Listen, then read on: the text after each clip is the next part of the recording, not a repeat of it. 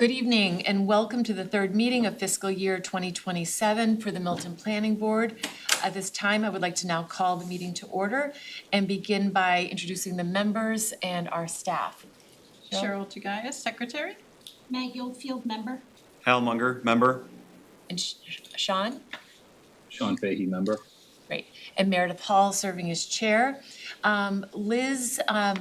Elizabeth Manning is not able to be with us this evening, our planning director, but we do have Avante here. Avante, Assistant Planning Director. Great. Thank you very much. Moving to number 2, our administrative items. We have a large number of meeting minutes to approve, and it would be nice to get those off, and I will read the dates of those meeting minutes that we are seeking to approve. We have meeting minutes from May 14th, June 11th, June 25th, July 9th, and Cheryl was not here, but we do have April 23rd, and most recently, July 23rd. Has everyone been able to review those? Yes, with the exception of the April 23rd. Except for the 23rd, yes. Oh, you have not had a chance to, well, you I weren't wasn't here, here. you weren't here, and Cheryl wasn't here. So We should take break them those, separately? yeah, let's take them separately. Well, let's take let's start with the May 14th, June 11th, June 25th, July 9th, and July 23rd. I was not present at the 6/11 meeting. For the 6/11 meeting, okay, then let's take that back. Let's do the May 14th, June 25th, July 9th, and July 23rd. I'll move to approve those minutes as stated by the chair. Is there a A second? second? Second? Okay, great, and we'll do roll call since Sean is on Zoom. Sean? Start with you. Hal? Yes. Maggie? Yes. Cheryl? Yes. And myself, yes. Great. Then let's take the June 11th. Sean was not here, so a motion to approve the minutes from June 11th. I make a motion to approve the minutes on June 11th. Is there a second? I'll second that. Okay. Roll call. Cheryl? Yes. You're abstaining, Sean, correct? Okay. Hal? Yes. Maggie? Yes. And myself, yes. And then the last is the April 23rd. If I could have a motion to approve those. Motion to approve the minutes from April 23rd. Is there a second? I'll second. You and I. So, okay. And this would be Sean? Motion to approve. Yes. Maggie? Myself, yes. And abstained, Hal and Cheryl, correct? Correct. Okay, Correct. great. Sean, we're having a hard time hearing you, I think. Is that right? I Oh, that's apologize. better. Now we can hear you. That's better. I'll lean closer. Thank you. Great. Okay, so our future meeting dates that we have scheduled, our next regularly scheduled meeting is for, let's see, we had the 27th, because we were skipping our next week's meeting, so it'll be August 27th, it's hard to believe, and then the next first meeting, let me just double check that. In September, hold on, calendar. That would put us at September 10th would be the next, those would be the next two meetings. August 27th and September 10th. Okay. Great. And then staff update, Avante? Yeah. So a few updates. I looked a little bit into Labouré College. I know they talked about it at the select board meeting on Tuesday. They showed some conceptual designs an architect did about like a pre-K to kindergarten. I believe the slide deck related to those conceptual designs is on the school building committee webpage. I believe a decision will be made in about a week about whether or not the town will purchase the property. And I think they're also working on a warrant article related to the topic for fall town meeting. So that's about what I learned today. Great. Good. So, yeah, next. On Monday, had a meeting with MAPC for the Economic Development Plan. With Nick and Cody, just talking about resuming the work from the original MAPC scope, albeit with some tweaks depending, or based off of the planning board and the select board's kind of comments. And so MAPC is working on updating that scope and will, when they're finished, send that back to us to review, so yeah. Briefly wanted to mention Vision Zero. I uploaded the report and the conceptual designs to the materials folder. I'm working with the Boston Metropolitan Planning Organization and DPW to see if they can upload those materials to like their respective websites so that it's publicly accessible. This is still the West Squantum discussion we had from last meeting, or different? This is for the Vision Zero. Okay. Yeah, just related to the kind of the safety audit and then Gotcha, okay. the few conceptual designs to kind of, Okay, yeah, address Yeah, kind of but safety on, concerns. but on Squantum. I believe one of them, yes, Yeah. is on Squantum, yep, Yeah. yep. Only because More than I- one project, yeah. I do have a customer that I just spoke to the other day, and he lives in the Quincy part, like he's one of the first houses in Quincy on Squantum. And he knew nothing about it. So, and he works for the city of Quincy.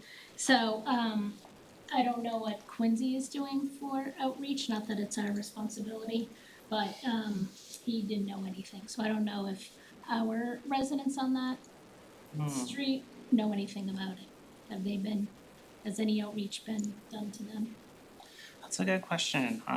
Can certainly look into it. Yeah, I know there was like a walk that was part of this study for the project, but yeah, I'd have to get back to you on level of engagement. And yeah, I think it just kind of circles back to, I definitely feel like this should be publicly accessible Yep. Yeah. information. I did share with the East Milton Neighborhood Association, they said they were gonna broadcast it to their members and provide feedback if there were any, but Okay. I too spoke with someone just over the line in the Quincy, and they did not know anything about it, and they indicated that they're one of the ones that cuts that corner coming down, so. Yeah, his concern was that a lot had to do with signs and, he said you can put as many signs as you want, but unless there's enforcement, signs will just become pollution, especially if you're littering the streets with signs as well as putting up those signs that light up, then that becomes light pollution. So he's an advocate for just more enforcement rather than littering the street with signs. So Vontae, I'm sorry, did you say there's gonna be a public hearing on this, some sort of public outreach, but have some sort of There's meeting that For would be? the Vision Zero, that project's pretty much wrapped up. It basically the final result was like this report and then these like conceptual designs that the town can kind of move forward with, pushing forward. There's other work in the area that is being pursued, which I believe Hal you've asked about in the past, and I believe that's related to Adam Street improvements in the Mass Works. And there is a public forum associated with that'll occur in the fall.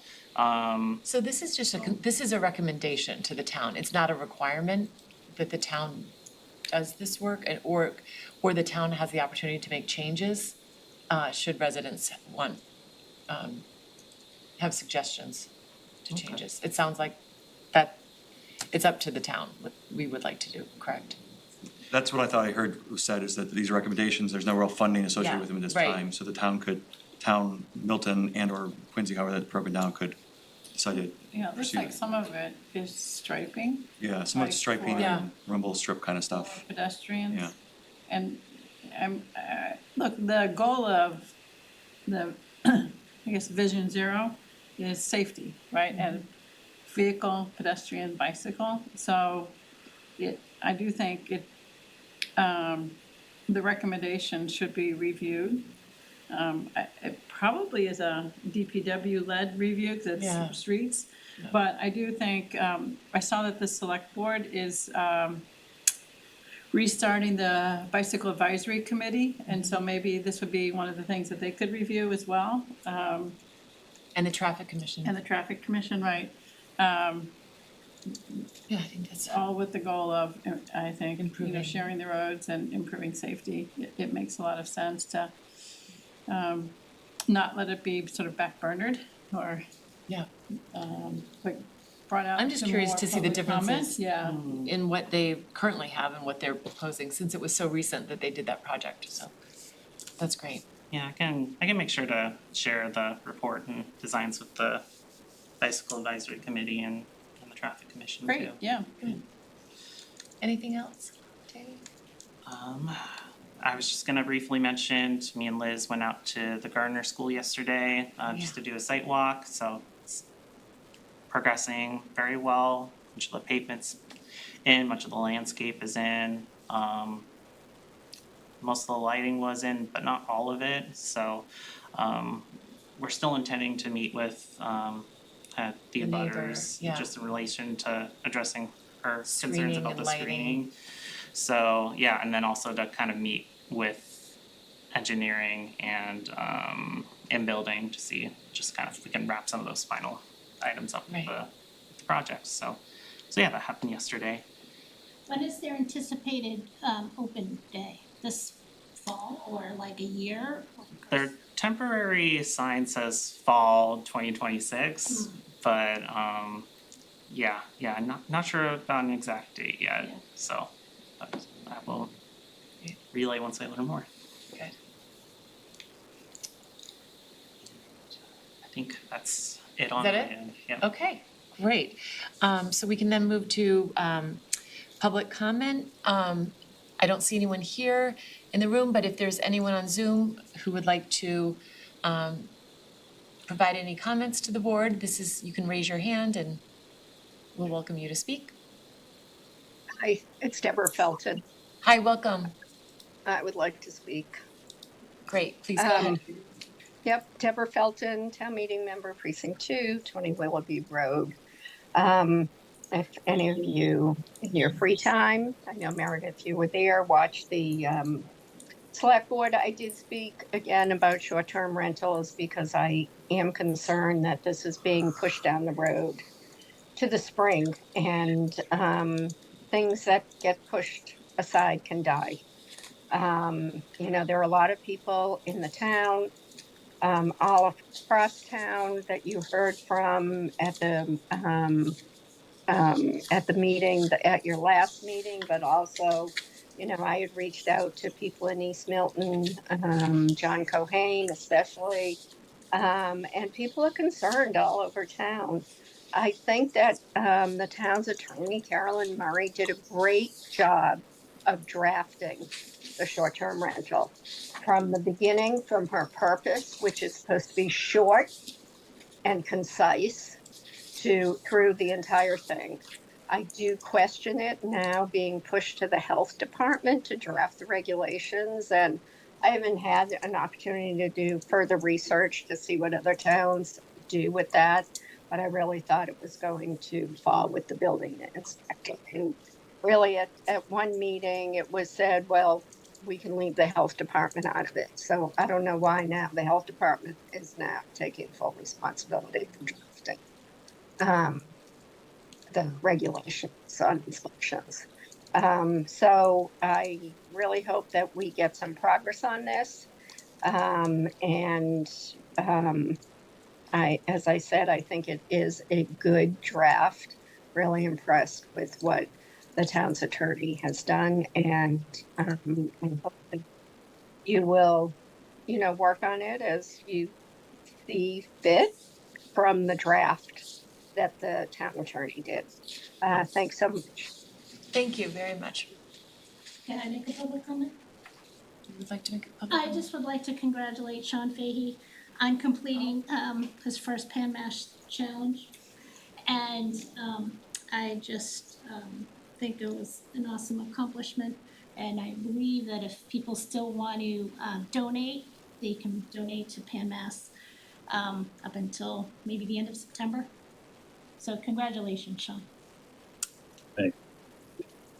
Yes, I was gonna say something about that too. Oh, So sorry. I'm glad you did. I was gonna hold off a little bit later, but I'm glad. So congratulations, Sean. That is great. Very, And thank you to so many people that have supported me. It's yeah. you know what inspired me to ride, certainly, which was Janice.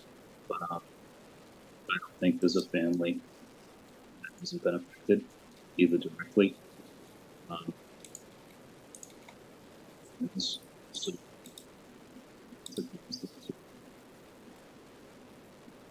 Oh, we just lost you, Sean. We just lost you, sorry. you know, Now we can hear you, yes. just Sorry. expressing my gratitude to everybody that has supported me. It's Janice was my inspiration to ride, and I'm grateful for all the support that I've had. So thanks to all my friends and all the folks throughout Milton that have been kind enough and generous enough to support my ride. I deeply appreciate it. And it's only my first. I'll do it for as long as I can. Great. Thank you. Congratulations again. I do see another hand raised. Okay, yes, we can, Hello, good afternoon, good evening. My name is Jin Haddad. I'm a resident at 25 Meadowview. I had just put in a service request to the Traffic Commission yesterday, requesting some speed humps on Brush Hill Road around the elementary school bus stop at Low Circle. Last year, my children rode the bus, and where Low Circle is located on Brush Hill, there's two blind spots around the corner and coming up and down the hill. And just cars are constantly speeding, and it's just so unsafe in the morning crossing over to get to the bus stop. I know that there's another family who plans on intending to take the bus this upcoming school year. Last September, there was a car crash at the corner of Meadowview and Brush Hill. And I believe my neighbor had requested with Traffic Commission to put a stop sign, but I realized that the Traffic Commission's regulations for stop signs does not meet the requirements for how much volume is on that road. So I suggested again speed humps to again slow traffic for the morning and afternoon commute for our children who are taking the bus. And there's no sidewalks on Brush Hill, and again cars drive very fast on that corner, and it's an obstructing view right where the pickup spot is at Low Circle. So I just wanted to bring it to the committee's attention that request, like I said, was put in with the Traffic Commission as of yesterday. Thank you so much for your time. great, thank you very much. Are we able to ask a question? No, not really a question, but could you send your contact information to maybe Avante and we could see if we can Follow up. help at all? That, Yeah, that's great. what they do on NPR when they, when Yeah, the that's governor or fine. something calls in. Yes.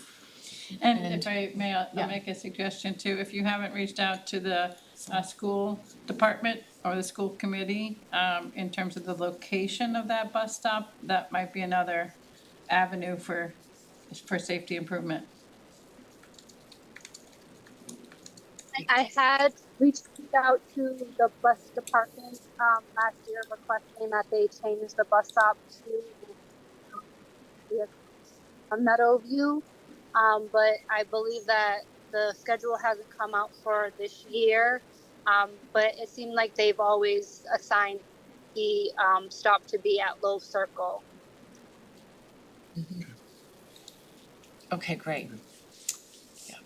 thank you so much. That's what's great. Okay, so if there's no other hands, we can move to our short-term rental bylaw, draft bylaw, and invite our town council, Carolyn Murray, to join us. We hope you had a nice vacation. Yes. It was only a couple of days, but it was nice, yes, thank you. All right. But your colleague was very helpful to us, so Yes. thank you for arranging for Really, yeah. attendance. Good, I'm glad, because I spent a little time briefing her on it, so I'm glad. So thank you for that. Devontae, if you could pull it up on the Oh, yeah. screen. We're going to be looking at the 8-4 draft.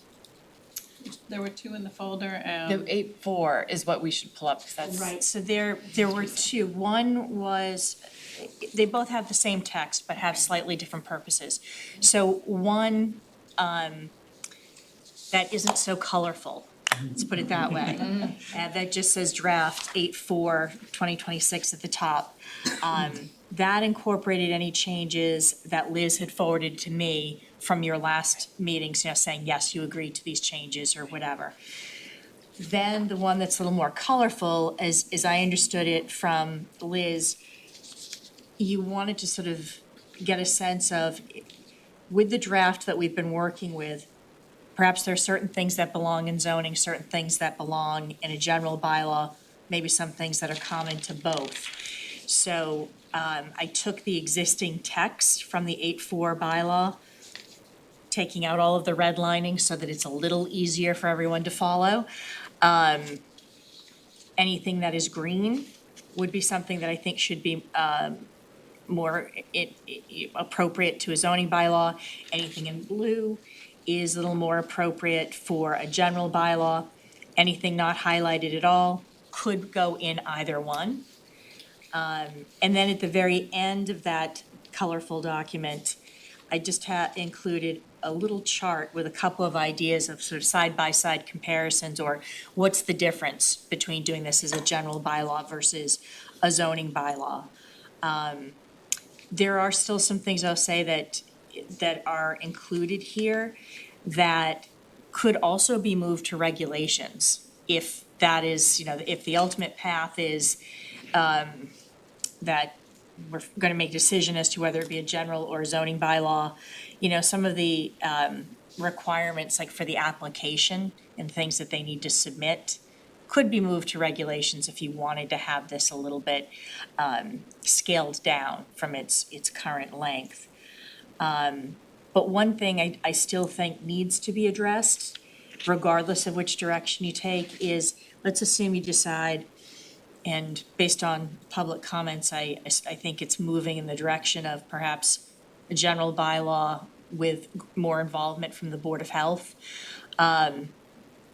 Even if that's the case, that this is how this winds up, I still think we want to amend the zoning bylaw to be clear, to identify the use, and to also be clear where that use would be allowed. And even if it is going to be allowed in all zoning districts, that there should be some passing reference to it, because right now, with respect to most of your residential zoning districts, that the opening line is that use not mentioned is not allowed.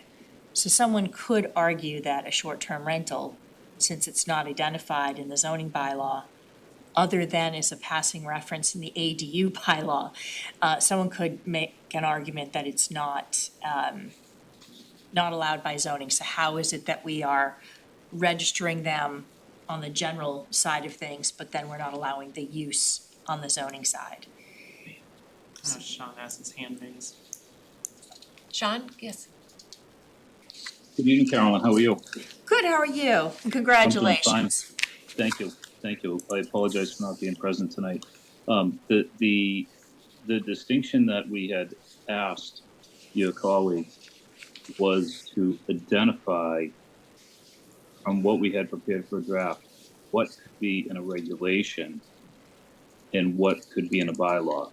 The distinction, we weren't asking about the distinction, at least I don't recall asking about the distinction between a zoning bylaw and a general bylaw, but we were having some lengthy discussion about the potential to have regulations. So what I recall the request being was you identify what we had within the draft that could be in a regulation. That was the ask. My apologies if I didn't quite understand that to be, It's okay. the Could be us. ask, Could but. be me. No, that's okay, but I think to answer the question, I think most of section 4, which is the registration requirements and what an applicant needs to submit, I think that could all be in regulations. And I think the inspections could also fall under regulations. I also think that portions of section 6, which would be the responsibilities of the operators, particularly when we get into the whole house rules requirement, I think all of that could go to regulations as well. So I'm sorry, I was writing a note. So sections 4 and 5 6. and 6. Right. Okay, Right. thank you. Section 5 also, 4 and 5. 4, 5, and 4, 5, and 6, the 5 is bulk, inspections. yeah, 4, 5, and 6, the bulk of those Thank you. could go to regulations. So Carolyn, in your experience, do you see towns first adopting regulations and then creating a bylaw? Because I think our board values both. And is that, as long as they're consistent, is that something that you see commonly done? Or just towns go either to regulations or to a bylaw? I think typically I say bylaw get passed first, because if town meeting doesn't approve the bylaw, then it really doesn't matter what your regulations say. But sometimes, I have seen in some instances where the regulations will also be prepared at the same time as town meeting. Because there are folks who will say, okay, we have this very bare bones bylaw that says that all these short-term rentals have to be registered. But the devil's in the details, what about this, what about that, what about insurance requirements, what about the house rules, which is probably going to be important to folks. So I have seen in some instances where the regulations will be provided as informational, as a handout at town meeting, or maybe available, on the website or whatever, just so that folks know, here's also the regulations that are being contemplated, but the regulations wouldn't actually be finalized until, till town meeting actually voted on the bylaw itself. Particularly if there's a floor amendment at town meeting and something is changed, you do want to make sure the regulations are consistent with that. So right now we've got Can I ask a second? Yep, go ahead, Sean. Yeah, just one more question. So if I'm hearing what you're saying correctly, any town that has regulations also has a bylaw. And I guess what that would mean is you cannot only have regulations? So some towns do only have a regulation, and that regulation is typically through the Board of Health. But I will say that the short-term rental statute itself, Chapter 64G, and it's Section 14, that begins with a city or town by ordinance or bylaw may regulate short-term rentals. So where the legislature was very specific that this be done by a bylaw, it called into question whether those who did it only by regulation would be enough. So I think some communities have gone ahead and also adopted the bylaw to go with it. Which, Al, did you have one? Right now we've got a singular general bylaw. Are you suggesting one path forward that we could take is to remove sections of 4, 5, and 6, continue to advance that and have it be a regulation that eventually would be implemented by the Board of Health, and at the same time, take the remaining sections of the general bylaw that we have, continue with the general bylaw, and at the same time, in parallel, do a zoning bylaw, which is much smaller. It just addresses the few things that you think that we need to in a zoning bylaw. Is that a yes, fair summation? yes. Okay. Not to bring up a sore subject, but you just explaining that reminds me of what the legislature did with MBTA zoning.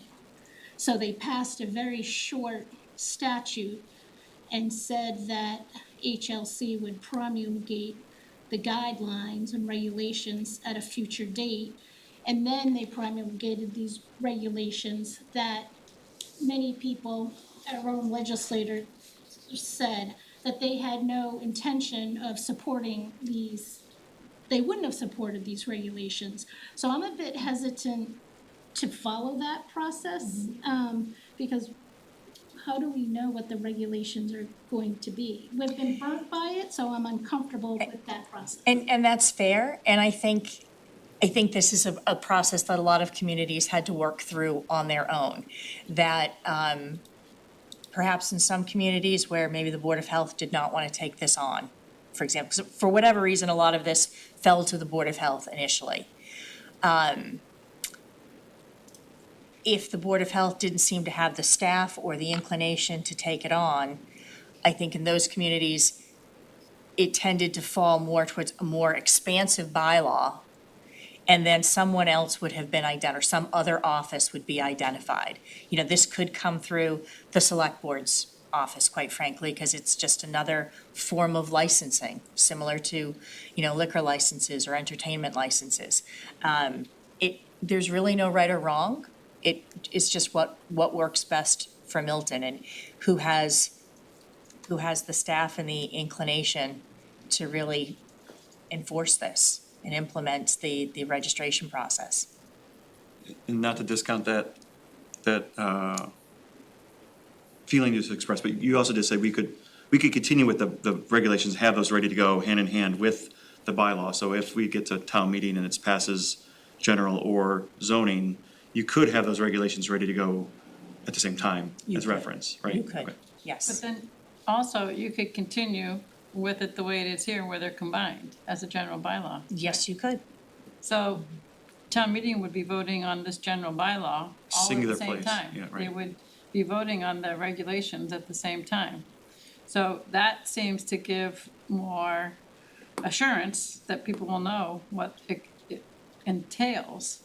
That seems a better path from what I've heard thus far. The only thing I want to make sure I heard correctly, town meeting's not going to vote on the regulations.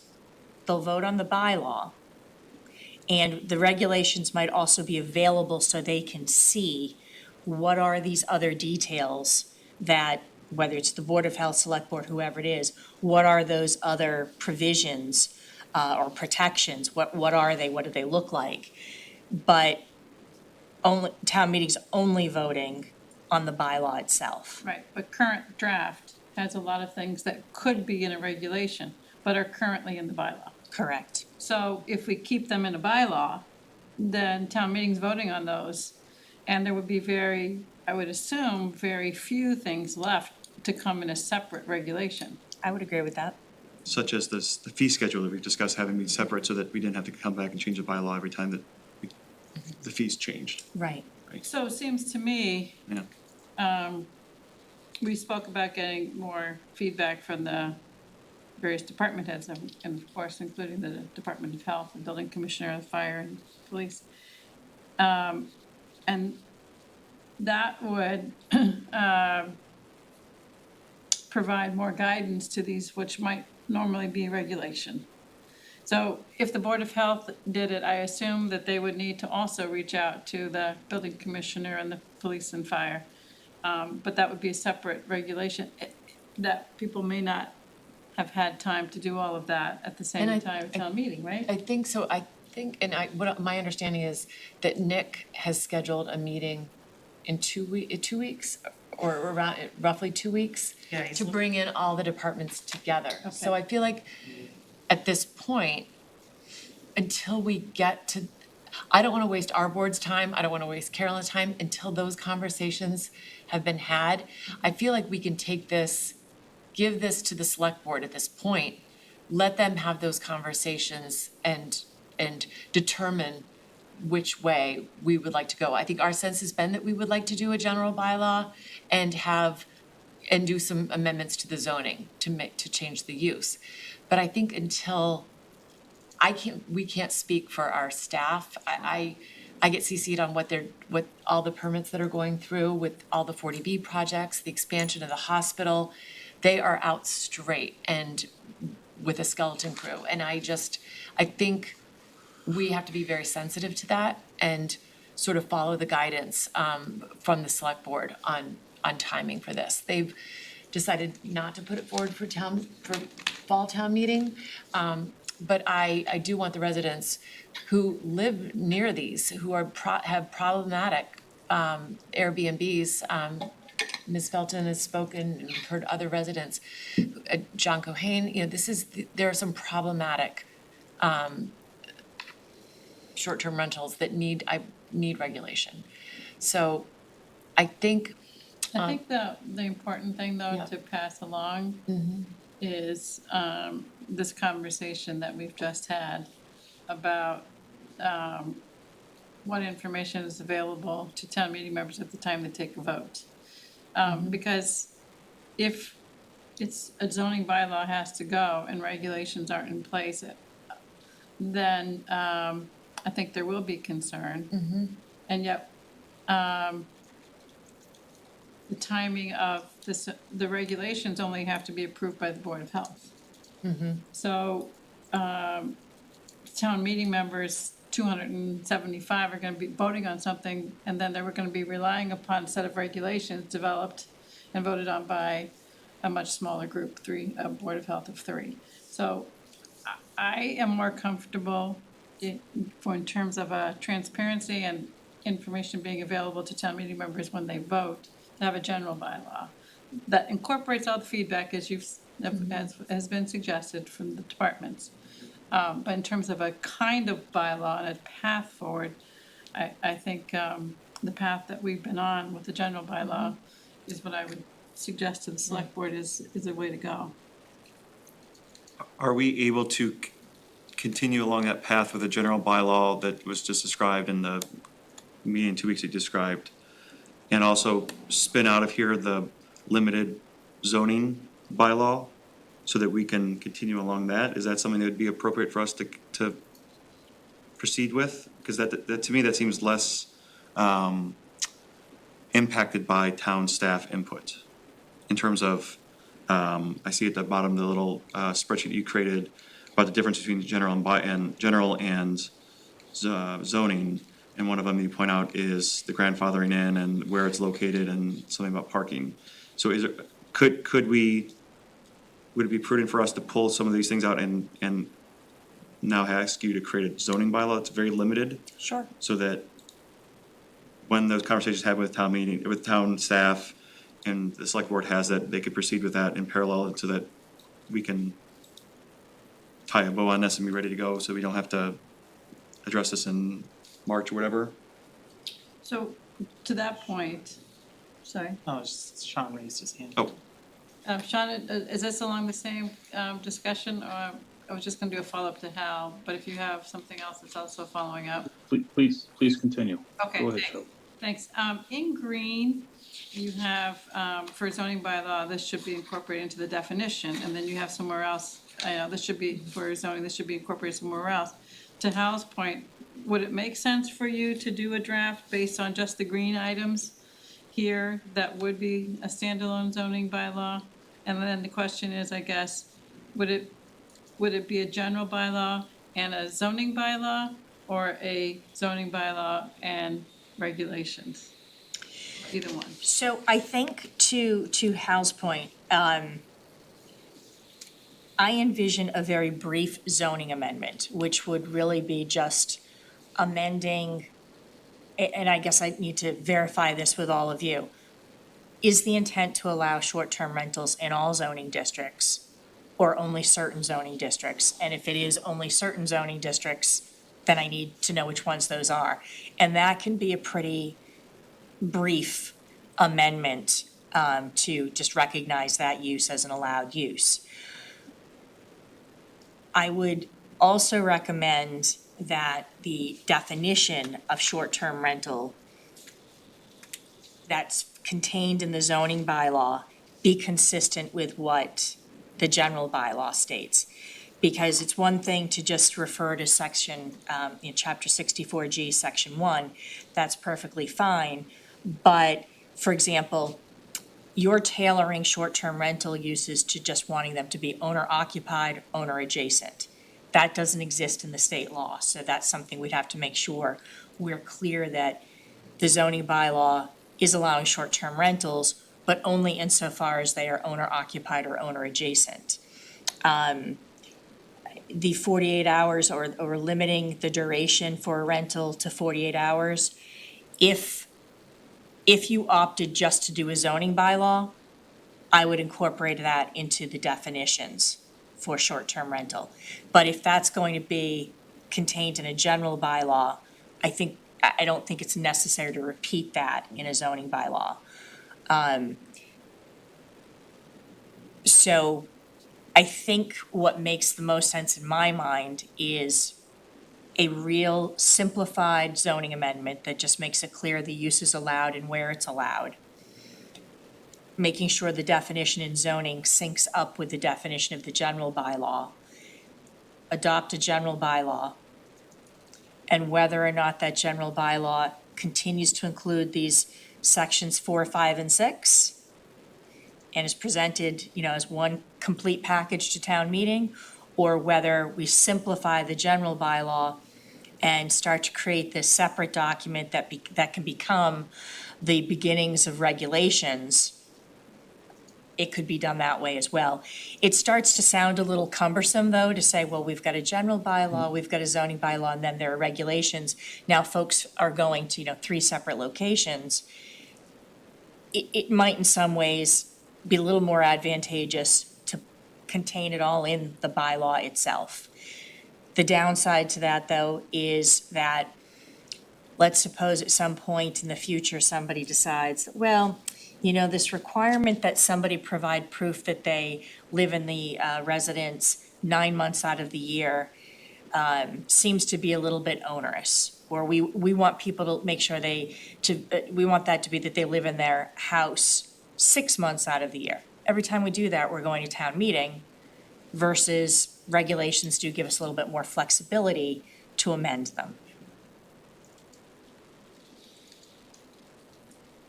So does it make sense to think about the things that are in this bylaw now that are like that might be subject to change and make that part of a regulation? I mean, something that might change just based on experience, how it's going, versus other things that are not likely to change. Just thinking about the fact that you go to general bylaw, go to town meeting maybe twice a year, sometimes more times a year that there's a town meeting, but, or just flagging them in here. That's another, I think the color coding works well in terms of trying to understand Yeah, it, no, so. I mean, that was very. I wanted to stay away from yellow since that had different meaning in the prior draft. Yeah, but It's very helpful. even if you did that, I think that would be helpful, sort of sets it up for, next steps, I guess. Sure. Right. Because I think, maybe I might suggest there would be a small working group if the select board and the Board of Health and the planning board all have a role in how this moves forward. And it could be, whether it's the chairs of the boards or somebody else from the boards, but that might be helpful. We've been talking about it and looking into this for so long, and it's new to some folks, like the Board of Health and the Select Board, that haven't been a part of all the detail that we've had with Carolyn. So, some questions that might come up in their meeting in 2 I weeks. think that's something to be thinking about, but I Yeah. think right now I really trust Nick and Liz and Carolyn and the staff to sort of work through this and then come back and, give us their thoughts. Is it gonna Because be Caroline might say, I don't want anything I don't want this. We saw what's happening, with some of the residency in the school departments, some may feel that they don't want to be involved with it. The building department is extremely busy, they might not want. Right. So I feel like until they get, and I appreciate setting up a working group, but I think until the staff gets to, So one thing I wanna say about the Navigate building this a little bit. department at least, and I'm not sure that it Yeah. transfers to the Board of Health or the Health Department. But there are fees that can be associated with this. And it was said at one of our meetings, by a resident, that there might be 75 of these already in Milton. And if you calculate it, it's out then, it's, it could be, a fair amount of money that comes in. Just like building permit fees are intended to pay for the staff of the building department to review and inspect. Yeah. These fees, I would think, would also be applied to that. and cover their time. And Yeah, cover their time, so it's like they can hire additional staff then to bring this up, it's not like it would have to be absorbed. I don't think, Right. but I did have a question, and I don't know if this is one. And Sean, yeah, so, I can might, Sean yeah, ask if his you- question? Yeah, Sean, why don't you go Please. and And then then me, Cheryl? and then I have a And then, Yeah, oh, thanks. sorry. Yeah, mine is real simple. Nick's gonna have a meeting with our town staff in 2 weeks. Our next meeting is in 3 weeks. We should wait until the meeting occurs that Nick's going to conduct. And hear what comes from that meeting, rather than continue to discuss what might become moot or irrelevant as a result of the meeting that Nick's going to have. A lot of what we're talking about is some of it's conjecture of what could be best, but we're not really, probably not using our time as well as we could, and probably not using Carolyn's time as well as we could use Carolyn's time. If this meeting's going to occur that Nick's going to chair, we'd be much better positioned to talk about the best path forward once that meeting occurs and we have a chance to hear from all the parties in Milton, the Milton staff side. Said that before in previous meetings. Agreed. Well, it's on the Sorry. agenda tonight, so I Yeah. think it's fair that we're discussing it. And I do have I another understand. comment after you, So- Maggie. I understand it's on the agenda, and I understand we are discussing it. But prior to the agenda being issued, having this meeting, we were not aware, I was not aware that Nick was having a meeting in 2 weeks with the principal of the town. Now that we know that, I think we should be patient and hear what comes from that meeting before we continue this discussion. Right. And so I had a question on the process. So the selectmen voted not to put this on fall town meeting. So there doesn't seem to be a rush on the town side to do anything. I understand that residents have come forward and have voiced their concerns. I hear those concerns.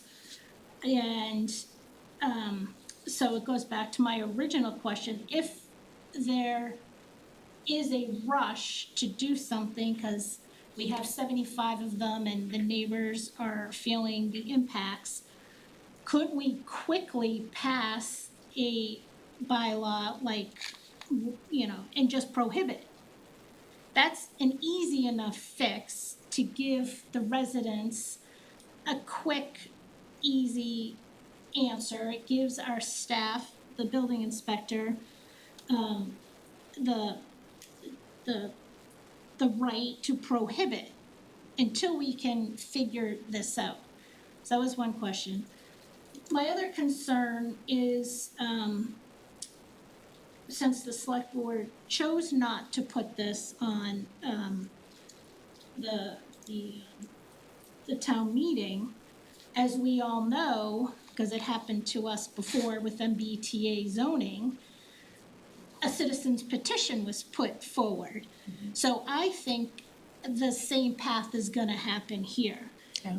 And what we did for MBTA zoning, we did all the work. We then concluded that it wasn't worth going, and the citizens just put forward that, and then it was passed.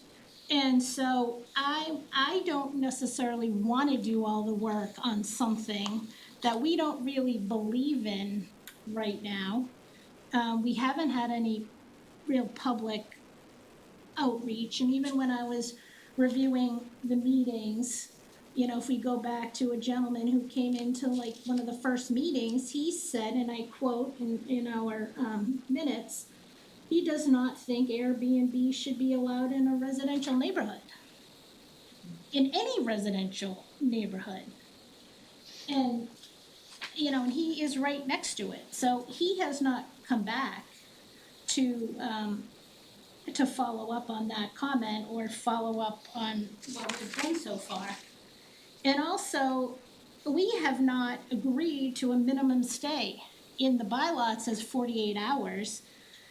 I'm not a fan of 48 hours. All the people that I've spoken to, and I've followed Hal's Facebook posts, but I have a pretty extensive reach with just so many random people around town who really don't know anything because they're just living their lives, and when I see them, I ask them.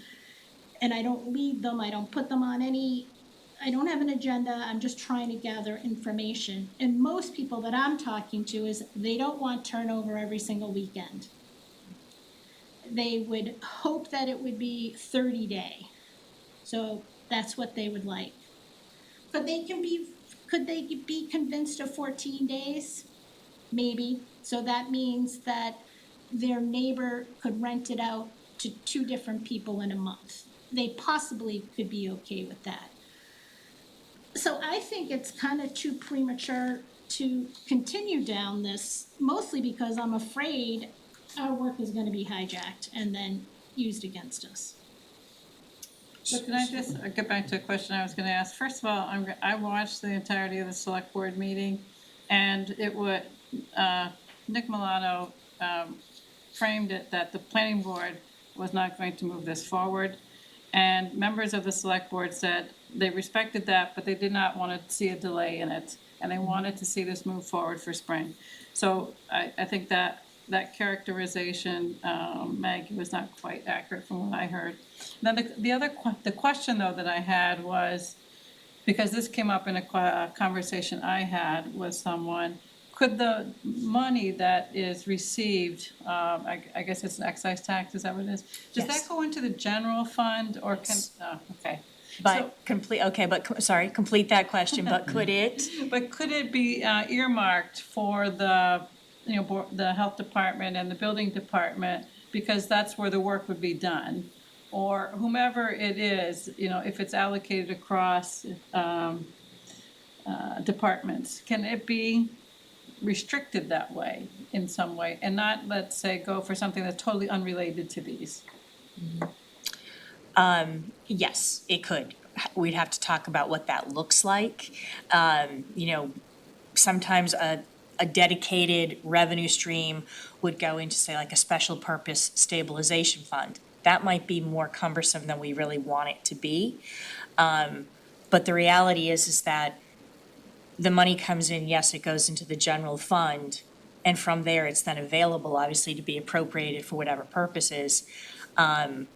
Can we say that that dollar that came in from short-term rental excise tax that went into the general fund went directly to the health department, or went directly to the building department? You don't necessarily trace it in that linear fashion, but it is still additional revenue that comes in, and it offsets, obviously, the taxpayers' burden of funding those departments. But I have seen revolving funds set up for use. Like I said, I think a special purpose stabilization fund could be something that would work. But we'd want to think about that, how that impacts budgeting, and maybe it would just have to be like an annual appropriation from that special purpose stabilization fund to fund, say, the building departments, or partially fund building and Board of Health. There are some ways to structure it that way if we really want to make sure that it's targeted. Could it be like an enterprise fund? No. So I just had a question about that too, because as I started mentioning earlier, like the building department takes in a fair amount of revenue for permits, fees, especially on larger construction projects, and so those are just going to the general fund as well. Yes. But there is also the community impact fund that if someone owns more than 2 properties, it can be up to 3% additional tax on top of that. And then I believe you previously said that that money needs to be shown to, For affordable housing yeah, purposes. to directly tie back to what's being affected by those. Is that- Right, okay. the impacts created, Okay. yes. Okay, But we're not allowing more than 2 properties, a property owner to hold more fair than point, 2. right, yep, And so you, okay, we so that's not can't even there, really yep. apply. Yeah. Is it 2 or Can't more, use or that. more than 2? 2 or more. No, More than one. I know what ours says, I'm saying, Oh. if we say no more than Oh. 2, meaning they could own Right. 2, so if someone owns 2, could we then charge that fee? I'd have to look to I'm see not trying how to split hairs, that, I'm just how trying to that, understand. how that squares, yeah. So I think Sean had a question, or sorry, are you looking? No, that's okay, that's all right, I can. Sean, if you had your hand up still? I think I had left it up, Meredith. Yeah, I apologize. So I guess hearing the residents who are concerned about and really, are really affected by this, their neighbors, to Maggie's point, is that without having a whole new bylaw, is there something that we can put in our zoning that says it's a simple, short-term rentals are not allowed? Put that in for fall town meeting, just a simple in our zoning, and then have the understanding that we're moving forward with regulating these, which we would then amend that, put our new use in, saying we do allow them, and then adding our general bylaw, You could do that. which would maybe, I would be strongly opposed to that. I It's- understand the yeah, I'm intent. throwing it out as, Yeah. for the people who express I think concerns and that's who have that's a problems. curveball that no one's discussed before right now, and I don't think that we've, Well, I brought it up the first Yeah, time. but But, I think- fair enough. in on Watertown, on the Watertown's website, it says the city's zoning regulations prohibit the rental of properties for a period of less than 31 days. And those violating this ordinance are subject to fines. So they specifically say regulation. Can we have a regulation that prohibits? I will double check, because Watertown happens to be one of my communities. I think they actually have well, they're a city now, sorry, they used to be a town. I think they actually do have an ordinance plus regulations. So I think when they use the term regulations, they're not using it the same way we've been talking about it, like in the context of, a separate Board of Health regulations.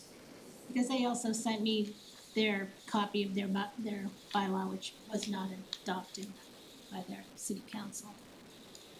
to your point, Maggie, though, about the experience of the MBTA and learning lessons from that, I would be concerned that if we were to do something like proposing a total ban on it now for fall meeting, that I think we would be opening ourselves up to not showing good faith to the rest of the town meeting that we've been working on this, and this is what we said we've been doing to the select board and to the members. I think that we'd be opening ourselves to that exact thing that you mentioned that we want to avoid, right? I think we want to show that we're working towards this, and this is what we've been discussing, and continue along that path.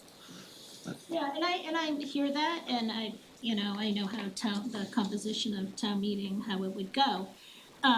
But to those, everybody has spoken about the residents are concerned, we've got 75 of them, so I'm just trying to protect all those residents who are concerned, even if it's just for a few months, and if it helps our town staff, then why not just do it?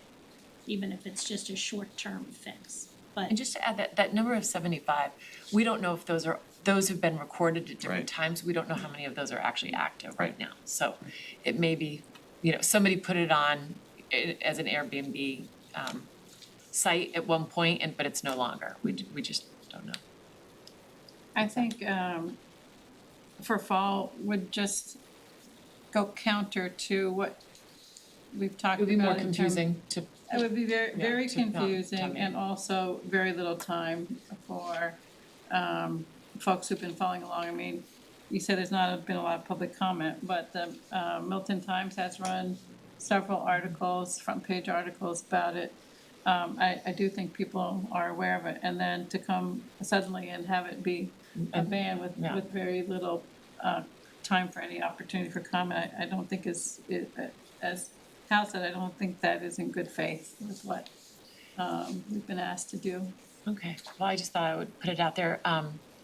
So I think at this point, it really, to Sean's point, we have a meeting at the end of the month. In 2 weeks, Nick will have a meeting with the staff, and let's see what they come back with. And then we can continue the discussion and have a lot more information to guide Carolyn. And you've been wonderful in advising us on the various paths.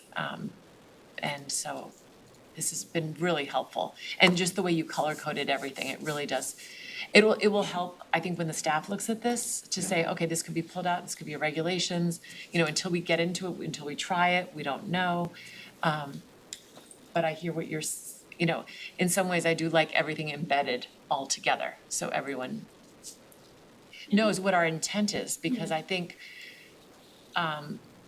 this is a real important, this is a big change for our town. And if you think about the public too, who might think that they're gonna have to watch select board, board of health and planning board meetings to follow everything that's going to affect this, I think it's a lot. Right now, if everything's in one bylaw and we get the feedback from the departments, as you said, and then we can continue the discussion, at least people know where to go. Right. To give their feedback and to get the latest information. And I think it's a lot to ask folks to think about having to go to 3 different bodies for it. Meredith, I have one last, Yeah. I realize we're wrapping up. I was referencing notes from the last meeting, and we discussed possibility of reaching out to Newton and Lexington to get their input from their staff. Has that happened? And if not, is there a chance that within the next 3 weeks that could happen? So that on the 27th, we could have that information? Yeah, I could definitely try. I did try to reach out to them, but didn't hear back. But I can follow up and do my best. That would be helpful, maybe. Just to have For Liz right, going yeah. into the meeting too, yeah. And if Okay. those communities, if you don't hear back from those communities, maybe try a couple others. And I don't know, Meredith, if you had Newton, you said Newton and Lexington, right? Right. Newton and Lexington were the ones that were the most similar to, and we looked at those. Can I ask, are you looking just to find out what their experience is with administering short-term rental, or just looking, Yeah. okay? I know you looked at the zoning. Yeah. We were interested in how's it How it's going? Right. implemented. So if anyone from Lexington's watching tonight, I'm sure they are. must see TV. Also, I'm wondering, I had sent over a list of questions from, that I gathered from different residents who happen to be attorneys, so I don't know if you had a chance to, review all those questions. And if you haven't, that's fine, but, it's really. I was gonna say, I know Liz did send them over, and then we had a conversation, but I didn't bring them with Yeah. me tonight, but I do remember seeing the list, yes. But yes, we can certainly look at that, depending upon which way, I guess, the staff meeting goes. I did just wanna answer Hal's question on the community impact fee. So there is the generic vote to impose an impact fee that attaches every time a short-term rental changes over into a new occupancy. There can be a separate vote to also have a community impact fee every time a transfer occurs within a 2 or a 3 family dwelling. So I don't know if that's where folks were thinking of 2 or more. But if it is a short-term rental in a 2 or a 3 family dwelling, that also includes the operator's primary residence. We can assign a separate impact fee there. I'm not sure what impact fee you're collecting there that you're not collecting generally, but that's how the statute reads. And then 35% would have to be dedicated for affordable housing, which still leaves a fair amount left over that could be revenue streams for building, Board of Health, whatever seems appropriate. Thank you for that. Sure.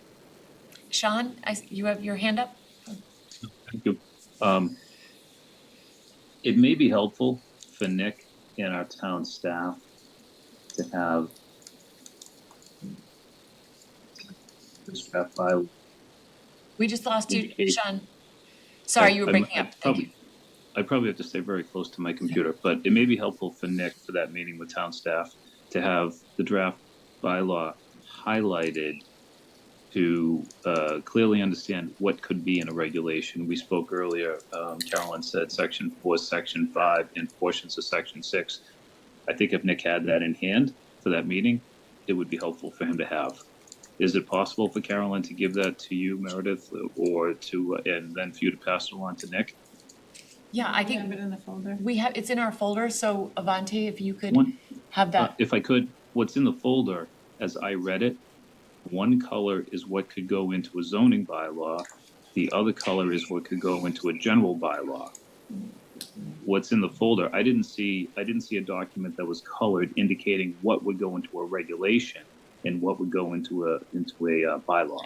I think that was the other color, non-yellow that you were. The non-yellow third color I'll come up with, yes. Okay, and I that can would do be that, great. yes. That would be great, and if you could send that, Okay. when you have a Carolyn, chance. I'd suggest just create a second document, right? Just take one more document and have it be a distinction between regulation and bylaw. Sure. You've given us one that distinguishes between general and zoning. Now give us the same Okay. draft.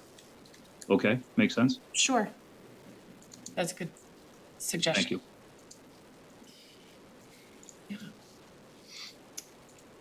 So I think, Carolyn, that's the idea of a special purpose stabilization fund. Would you be able to see if other towns have that, or is that something that we could find that information somewhere? There should be, usually through DOR, the Department of Local Services, there should be a list, perhaps. I know that there's at least a list of communities that have created special purpose stabilization funds. I'm not sure off the top of my head if they are so specific as to let you know that this is related to a short-term rental, as opposed to, like, I see a lot of capital stabilization funds, or like a sidewalk and roads capital stabilization fund, a special ed stabilization fund. I'd have to see whether they really identify it as like a short-term rental or something that arguably could be a short-term rental stabilization fund. Because that might be something that is of interest, particularly to the departments. And so when they meet, if we could have an idea for them that, yes, this can be set up this way, that might help. yeah, See what I can find. Thank you. Sure.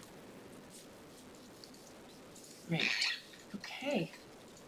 So I think that wraps up our conversation for tonight. Carolyn, thank you so much. Thank you, folks. Thank you. And yeah, it's always a pleasure having you. Always a pleasure to be here, so thank you, folks. Good, thanks. Thank you. Good evening. Good evening, yes. So, so zoning for annual, town meeting discussion. So this is where we had discussed, other zoning that we would like to look at for, Recodification? sorry, sorry, Carolyn, yes, I'm sorry. We did have one other thing that we wanted to ask you. I didn't want to overstay my welcome. I know, that was too easy, that was too easy. I know you haven't talked in depth with Liz about it, but Yes. just because we had you sort of shift gears to Right, our yep. short-term rental, the recodification. Yes.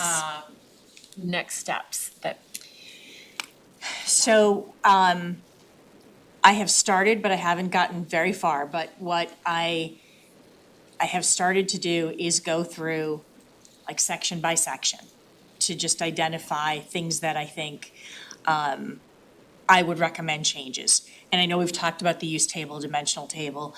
I have not tried to tackle that yet, but, so that would be my first phase, like get all of that to you folks. So that then we can start talking about, all right, so the zoning amendments that come from that, what are our priorities? Which ones do we want to present to a Springtown meeting first? I know we also talked a little bit about, do we just rewrite the whole thing and do a full-on repeal and replace? Little aggressive, but one long, arduous process, and it is done. And we aren't worrying about presenting this in piecemeal, where not everything is going to align beautifully until all of the pieces fall into Right. place. So there's, that discussion that I think needs to take place in terms of what do you think town meeting will have the appetite for? If you decide to do a whole full-on repeal and replace, obviously rewriting the whole bylaw at one time is gonna take a little bit more time, not just from my perspective, but sharing drafts with you all and going through it and making sure that, I wanna reiterate at all times, this is not, zoning according to Carolyn Murray, it is your zoning bylaw, and it should look like, feel right, and say what you all want it to say. So my plan was to get that sort of initial overview to you all, like early fall. Does that seem to work for a? Yeah. Okay, and then from there, we can have a meeting to go through it and just talk about, okay, where do we go from here? Right, right. So can I just say that I was looking at one piece of property today that has underlying zoning and 2 overlay zoning districts. And these are the sections that I had to read. And each one of them, like here, and this one I had to highlight what the frontage is and what the height is, and, find it in these paragraphs in all these different sections. This is what I don't think, I'm making my pitch again for what needs to happen. Then I went and I did this. And I did a chart. And I said, in the underlying zoning, and in this overlay, and in this overlay, here's the allowed use, and here's the dimensional. And then I compared, I'm comparing them to one another. This is how easy it should be. Yep. Not all of these, right? And this took me a little bit of time to do, and this is what I'm trying to improve upon. So when I say user-friendly, this is what I mean by user-friendly. And this is what our zoning enforcement officer has to do. Right. And this is not efficient for them either. And this, and it makes it unclear for applicants what they can do. And it might be why property like Brook Road sits there vacant, because somebody's got to sit down and do all of this. And this is a priority to me. Sure. This is the priority in the codification to me. And I agree with Cheryl on that, because perhaps that's my property. So I have underlying zoning and I have other zoning on top of it, and sometimes the confusion is which takes priority. And sometimes it's all 3 can take priority, but sometimes our building inspectors say that one supersedes another. And I think that's not always a correct answer, and has gotten the town into a little bit of trouble. Okay. So I agree with Cheryl that making it as easy as possible is beneficial for the property owner and the neighbors. Like if someone wants to buy a piece of property next to one of these properties, they know what they're getting themselves into. Right. I do want to ask, I completely agree that this needs to be made so much more user-friendly, because even as someone who's only been dealing with it, for a few months now, it's a little cumbersome for me to find what it is I'm looking for. As far as the overlay districts, are you, this initial phase would not necessarily change any of those existing districts. It would certainly put everything in a table and make it easier just to identify and, the use, the parking requirements, whatever it happens to be. But it wouldn't change any of your existing zoning districts. Not that we can't change the zoning districts, but, when you mention something like, well, there's the underlying district, but this certain properties also have 2 overlays, do you still want all of that? And, that's not necessarily a question that has to be answered tonight, but the first phase would be make it so that we can at least understand the bylaw a little bit better as is. Then you might still decide, we've got too many overlays, we've got too many zoning districts, we've got, we should consolidate a few here or there. Or maybe, as you were just saying, Cheryl, that, we've got one overlay district that we zoned it, but it hasn't resulted in any development that we hope to attract. Why is that? Maybe there are reasons or just provisions that need to be addressed, or maybe it's time to throw that particular overlay out. Well, you're going to find that there's a number of sections that are really specific to projects. Yes, And yes. so they got put into the back at a certain point because it's like, why is it something here when it really only applies somewhere? I'd like your advice about what to do with that. And I would like things that are, the overlays, unless you know about them, in some instances, they're not on the maps that easily.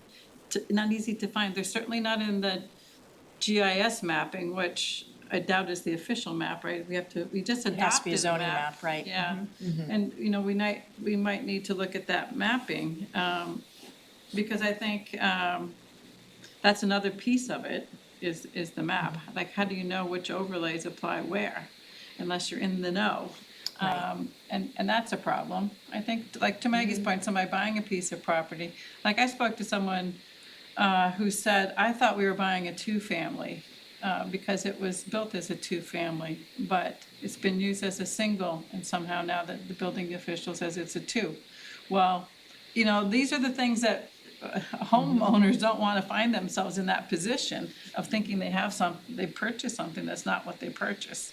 So I think that that may be a little bit different in terms of the details, but it's important in terms of being able to find the information and have everything as clear as possible, what people can do with the property. And, this property, Maggie, that I'm talking about is that Brook Road property. But again, there you have pre-existing non-conforming, which is another one of the topics that we feel like we wanted to address. Right next to it are a couple of businesses that have been businesses since the 50s, and yet it's an RC district. And so as we're looking at it, the zoning, I think in some ways, we're gonna have to look at the map a little bit too. And to your point about what still makes sense and what doesn't make sense. But I still think in terms of the first step is just having it be the information is better organized. And I think the next steps are changes. Right, and then I think those will become apparent, Yeah. so. Right. And then also, like, some of these could, like, be changed because didn't the legislature, somebody just Legislature passed has been very the busy, variance- yes. Yes. some of the variance, Yeah. process. So now all of a sudden, if my understanding is correct, getting a use variance, has changed dramatically. Yes. So a lot of businesses might not have to rely on, zoning changes. They could just go and argue the case in Yep, front of the and ZBA. And the Economic Development Bill got referred to a conference committee between the House and the Senate. So it didn't die on July 31st when the legislative session changed, or when it ended. So we may still see changes to site plan review. We may see duplexes for everybody. It's gonna be interesting to see what comes out of this. Yes, you're right. Those are like just the easy ones to pick out right now, that your variance section absolutely needs to be changed. Or even though you didn't previously allow use variances, you can now grant them for a residential purpose. Good, so I think that's a good plan. Okay. Shoot for the fall, so for Perfect. getting an initial draft, so. I think that's great. Any other questions on that? And then we really will let you go now. No, that's okay. Thank you, but that was on our would you list like me to stay? For But, annual, for zoning town meeting, that was, yes, one of the things All right, Are well, hoping thank you to- very to much. get done. Thank you. You. Bye-bye. Good night. Okay. Good night. So, looking at the draft of the things that we had spoken about, because I do think the recodification needs to be a real priority for us. I don't know what type of time commitment that's gonna take from our board, I think we'll know more when we see Carolyn's draft. But we have a number of projects that we have been discussing, and we talked about sort of ranking them short-term, medium, and long-term goals. Do we want to, Do you have a new list there, Meredith? no, this is based on our The old. matrix in the last The page. matrix and our last, yeah, the So Milton this- Board this la- Planning. This last page, or? a Yeah. different one? I Yeah, think, this is what I, Okay. yeah. If you want, I can pull that up. Do you wanna pull that up? That would be great.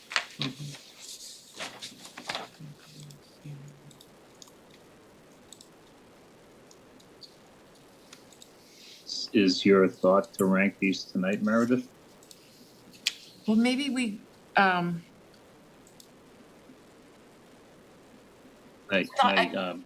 I continue before you answer? yes, go ahead. You have a suggestion, yes.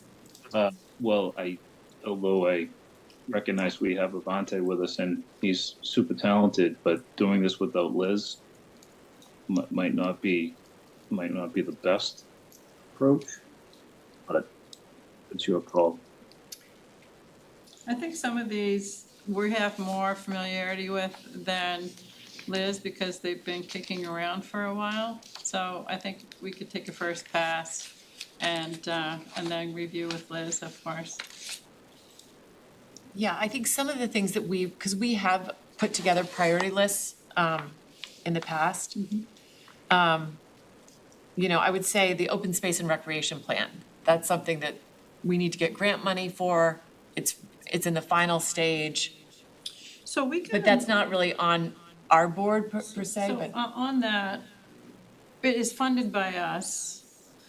And we've received emails from residents about it, so I'm wondering if we could have the consultant come in and give an overview and how they're going to incorporate the comments that we've been receiving and that came from these new gatherings that you've had, Avanti. Because it's a little unclear to me how it all kind of comes together and who approves this plan. Is it the planning board that approves the plan? I'm assuming I that a think it's board going to has be, approved. well, I think the committee will give it its blessing, you know, say this is And then correct. recommend it to. And then recommend it to the select board is Is what that where it goes? So, and Okay. my understanding is there's two different consultants, right? You have the park and rec consultant, so. That's different, That's the a tag different and bond, story, yeah. that's a whole different, that's like a That's- micro that's- version but of that- this. But that is, that will be in the Horsley Witten one, right? Or I hope no? it will get, that's what I have a question, we have not met again to find out how those recommendations get incorporated into, because right now, I don't think they are gonna get incorporated. I think they're gonna stay separate. But some of the overall suggestions, I mean, it makes sense for Horsley Witten to, you know, to see that report. Because the Parks Department one is focused solely, my understanding is focused solely on existing spaces and maximizing the spaces that we already Yeah. have, right? That's Is that what it looks a like, that's fair- what it appears, So yes. it's, not at all to minimize it, but to reorient sports fields and courts to maximize the space And it's to the really needs. field focused, Right, it's not open like- space necessarily. It's not the Egan Center for swimming, it's not the hockey Right. program, It's not really recreational, it's field. it's a real field focus. Yeah, splitting. But incorporate, yeah. Yeah, yes, It's not like the hockey recreation. yes, right, No. right. So Meredith, then, I'd like to get a better understanding of the plan, maybe before it's forwarded to the select board. Yeah, I think we could, Maybe- and really a sort of a high level, and what I think I'll do is provide a draft, maybe we'll have a draft for Okay. our board to be able to review. And then we can maybe take questions back, That would be as I, great, as a yeah. representative, could take those questions back if you think That would something's be great, missing. yeah. So, And is I that? agree. Is that ultimately something, it goes to the select board and then stops, or is it? Okay, this is all a little bit before I was. yeah, it's like the, you know. We don't have to get into it. Similar to the economic development plan. Procedurally, I'll have to find out if it needs to be accepted at town meeting or, you know, how that, Because, for example, the housing production plan is voted on by both the select board and the planning board. And that's why I was just asking, Yeah. are we being asked to vote on a plan? And if we are, then I'd like to review a draft, you know? Definitely. And I think what you said about that, having a draft, sending questions back would be great. Yeah. The same, you know, on the economic development plan, since both boards are involved in that, you know, we need to keep the dialogue about how our input and their input gets incorporated. You know, Right. is it another joint meeting or how does that work? But And what, yeah, and those recommendations, but we certainly do want to sort of wrap that up because, the requirements by the state, it's actually a state required to get grant funding for for the open space. the open space plan. So it's a little more high level, but we do wanna sort of get that completed as soon as possible. And the aspects of, you know, the recommendations that will be in there, will be guidance for CPC, you know, for example. I know the Conservation Commission came and wanted money funded to be able to put conservation easements on properties and or even do what, I don't know if it was Cohasset or what town did it, but they've been doing slowly incrementing, having a little savings to buy land, if some open space for a field or for whatever it is. But the CPC felt strongly that they didn't want the Conservation Commission to have that funding. So I think if it's in sort of recommendations, it helps to guide the CPC because I think, in my opinion, is, because you're on the you're the representative now, is that it's not just for recreation and recreation of ball fields, it is for protecting open space. A lot of communities use that. I think it was, and that's why I'm trying to remember, one Yeah, I of the remember South Shore this towns conversation. I don't- just bought 114 acres that they're putting up a preservation restriction on and for preserving open space. So just throwing it out there that this will be a more high level, but I think we should have a draft too. Yeah. For us to weigh in on, and then I'll find out if we need to vote on it, and as well as the committee, and then should it go to the planning board and, you know, certainly, the select board as well. All So right, if we wanna give our top three, I think, Yeah. we should focus on, FARs, FAR, we've talked about, site plan for town projects. And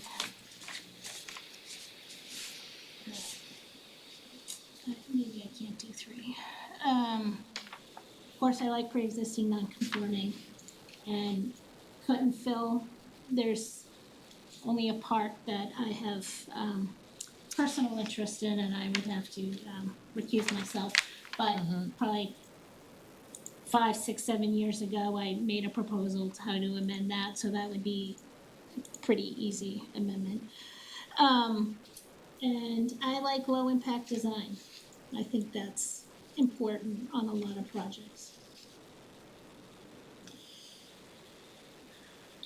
I Do you- heard, oh, sorry. no, sorry, I was just gonna say, Yeah. Avanti, do you wanna keep a track of a list of these? Maybe we just have, and then we come back, we sort of narrow it down, and to Sean's point, you know, we want Liz to also be involved, but a lot of these we have talked about. Cut and fill, we've talked about forever, but Yeah, so the cut and fill, I think, requires restarting conversations because, you know, I participated, this is how long ago it was, with Dennis Yeah. Swenson and Joe Prondak and I think Maria Fernandez when she was the town engineer. But it requires their input, so does low impact design. And so I think we have to put that into the category of what does the capacity of the town to do it. But I'm happy to kind of get my notes back out and kind of give you an update on where we got with cut and fill conversation. You know, I think the reason we've had that on the list is with some of the projects we've reviewed feeling like Yeah. we didn't have anything to kind of sink our teeth into about saying, wow, this is just too much cut and fill, too much retaining wall, too much impact, too close to neighbors, that kind of thing. So I do think the thing is that there is a cut and fill bylaw already, and it's like one size fits all. So when it gets triggered, it might get triggered on a smaller piece of property because of the volume, but not on a larger one and the one I always refer to is, it's out on the very end of Canton Avenue, right before it makes the bend to Brush Hill Road. And I remember reaching out to Joe Prondak about that, because it's a lot of fill there. And, it had no review, really. And so, anyway, So maybe we could improve that, you think, so I we could do think, that? yeah, for but I spring? don't, that's my top. And so I'm not putting that one on my top, but it's on my radar, yes. My top is, and I don't know if it's gonna lead to zoning amendment, but Brook Road. It's been vacant, it's been vacant for what, 10 years? I started to agree with look that. at the zoning just to show us what the zoning is, nothing else right at the moment. And it's a blight, and the health department's been called on it. And I think it's one of those things that, we should act on. So that would be my I first. would love to see that done. Yeah, Now, can't the homeowner, I mean, the property owner come with a, We did, proposal? Liz was gonna reach out, I don't know if she's heard back, to invite them to, I just wanna show everybody, I did a little analysis to show what the zoning is and where what problems might be, to at least help us understand if we need to guide, if we could guide the property owner into something, just to see, so that we understand what we've got there as our underlying zone, as our zoning, three So- zoning districts. what they came to Liz with initially, so it's zoned, MBTA zone, it allows for three units on that. Right, it's the Blue Hill Ave, and the Blue Hill Ave is 30 units an acre. I read them all today. And part of my demonstration here of what, I read it. So the Blue Hill Ave is different than the Elliott Street corridor in terms of Okay, density. maybe- Liz was, what they suggested, what they would like to do is 7 townhomes So you can, on that site. so you can see, well, do you maybe wanna that- talk, we can talk about that if you'd like. Maybe we should talk about that with Liz here. Yeah. yeah. That might be something to go in depth, but I completely agree. I would love to see us work with that property owner and try to get something. I would like. I have a suggestion for this discussion. We have 16 listed here. Instead of trying to pick the top 3, I'd suggest we pick the top 5, then the second 5, and then the remaining 6 would be in the third category. So maybe it would be just what you said when you started this conversation, Short term, how you phrased it. medium term, long term. Midterm, long term. But instead of trying to pick 3, because I think it's hard for us to agree on 3, but we probably would agree on maybe 5. That should be the top 5, and then the next 5, and then the remaining 6 would be. We think. So what I would say is that not all of these require town meeting approval. For example, our rules and regs, the subdivision rules and regs. I believe those are just a planning board. So. We have so little, Cheryl, we have so little time between now and town meeting. I'm not sure there's much we could accomplish for town meeting. Right? For spring? No, for the, I'm sorry, I thought you were thinking of the fall. No, It's this is for for spring. spring. And, to me, some of these, are things that we've identified from things we've seen, but as I said before, I'd be surprised if we can't agree that we should address property that's been vacant for over 10 years and being condemned by the Board of Health. So let's put that in the top 5. Everybody agree? Yes. Yes. Okay. I would But just suggest just as a note though, so are we going to do that with all properties around town? if like I drive around town and I'm like, oh, well, that's an underutilized property, should I say, oh, we need to do something to make that not underutilized? I don't say do something, but try and understand what we think Why? might be the Why it's been vacant issues. for 10 years. And then, I'd say, whatever Adams Street is where the Red Hat House, the Swift Swift Hat Hat Shop. House is another one, That's- because we know that they wanted to come forward with a proposal. In fact, I spoke to, the owner probably in March. And I just spoke he to him said- last week, and I yeah. wanna sit down and, And he wants to do something, so, the paper mill we did work on, that's been vacant. I mean, it's better than doing something where that's already functioning well, right? Why So wouldn't it's, we? I don't have a problem reaching out to people, cause I think that's, but do we officially as a board do that, or do, we call them up and say, have an offline conversation? Well, I think it would be great if Liz and Avanti could take the lead on that. Reach out to these property owners where it's vacant, that there's that property on Smith Road where there was a sign out there that they were gonna be doing a project there, and like, oh, really? It's like, these are the properties where, and it was condemned. well, that something's going to eventually happen, or you might want something to happen. These are the things that neighbors would appreciate us spending time Right. on. So let's do rank 1, 2, or 3 on these, if that, does that make sense? Yeah. All right, let's stop at the top, let's start at the top, future zoning bylaw and regulations amendments. That, I see as a longer term, because we need to let Carolyn do that research, So that's the recodification. The recodification, okay. yeah, so, and then from the recodification, what zoning do we wanna make any changes? So I see that as a 3. Yeah. Condominium conversions, Remember, this was something because of the concern of properties, larger homes being purchased and being made into 40Bs. Right. And if you lower the minimum lot size for condo conversion from 10 acres to something less, do nothing else even, but it might mean that you're not gonna get a larger house. It also helps preserve that historic building. Historic building, right. The character of that, right? But I think it was also in the housing production plan information that was sent out. is it possible? Yeah, it's Yeah. sort of like the borough state. Exactly. I mean, they added some So units, Is that a 2? I would say Or a 2, 1 or 2 a 2, okay? Two. for now? to look Till at you it. go through the list. I'd argue 1, but 1.5. We had there was a lot of resistance, we had those come before the historical commission. That was because we were going to allow more units on some of those in that long ago version.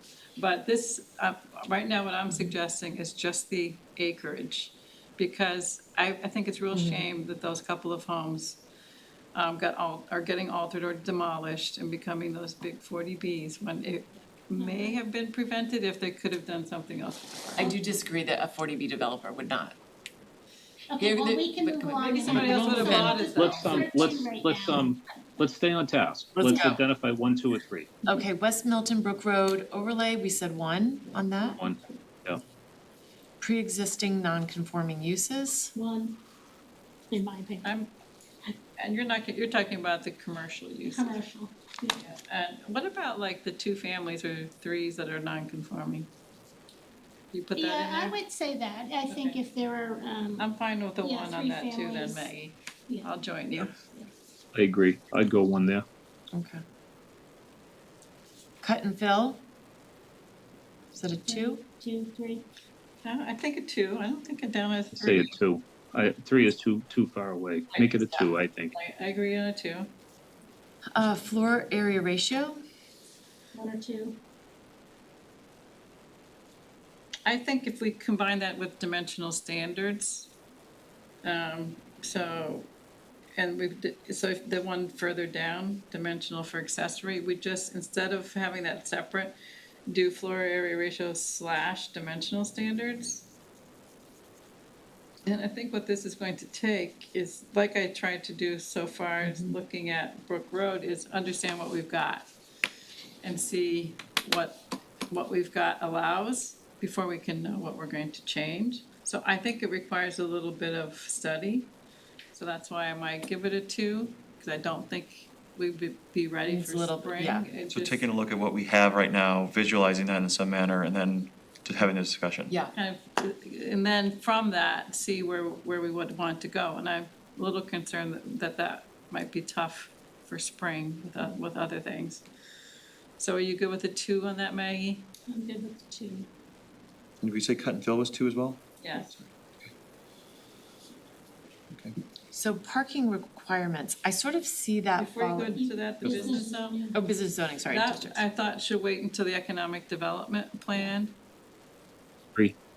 Yeah, but perhaps, Perhaps you a know, 2. you're in the East Milton Neighborhood Association, maybe you should start floating that to them. 2 to What do 3. they- What do they want? There's 2 layers to that. One is just capturing buildings that have been commercial a long time. Existing, yeah. Yeah, and then another is to think about whether there's any other boundary beyond it. But I see it as 2 different, It's, it might be 2 different, like, votes or something on a map.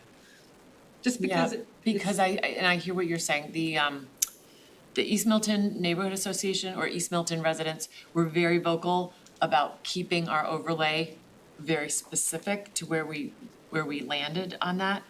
But remember, the underlying zoning is different than the overlay, the Right, map.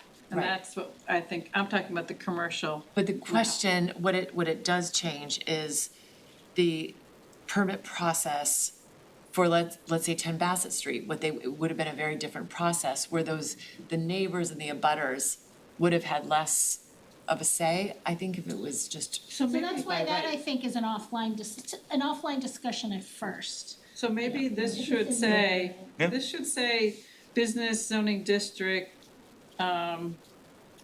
not just the boundaries. Yeah. Because remember, we spoke about like the parking requirements or other things. So we did a lot of work on the overlay, we did nothing on the underlying business zoning. So I think, and that would apply to all the business districts, not just East Milton. So business district. So it's the zoning and the boundaries. But I do think that it should be informed by the economic development study. I don't think we're gonna be able to tackle that. So do that That- I would say 3, and not because I don't think it's important, but I just think the timeline So the parking requirements that are listed down below that would just all be part of the business. yeah, That's So I'm not a- combining sort Not a of- separate R1. right, those 2 would be connected. I would love to get that as a 2, but I see that we have a lot of 2s, so I guess a 3. And the dimensional requirements for accessory structures. We just Doing that with the combined floor, that, yes, yep. so that's with that. The small cellular, so this is something Katie Conlon spoke to me about. This is something that was a requirement, a federal requirement that really, we can't really regulate cell towers, but we can't say no to them. And we had that recent application. They can be really unattractive, they can be noisy, and so when it was coming down, Katie Conlon was chair of the select board and said, she was on the Mass Municipal Lawyers Association, and there was a big buzz about this, because everybody was panicking, saying, we don't have a choice. So the select board immediately put through, it was sort of an emergency regulation on this, but she said it really doesn't address the aesthetics of these towers. So she really pushed, excuse me, and Tim also. Excuse me, sorry, just something.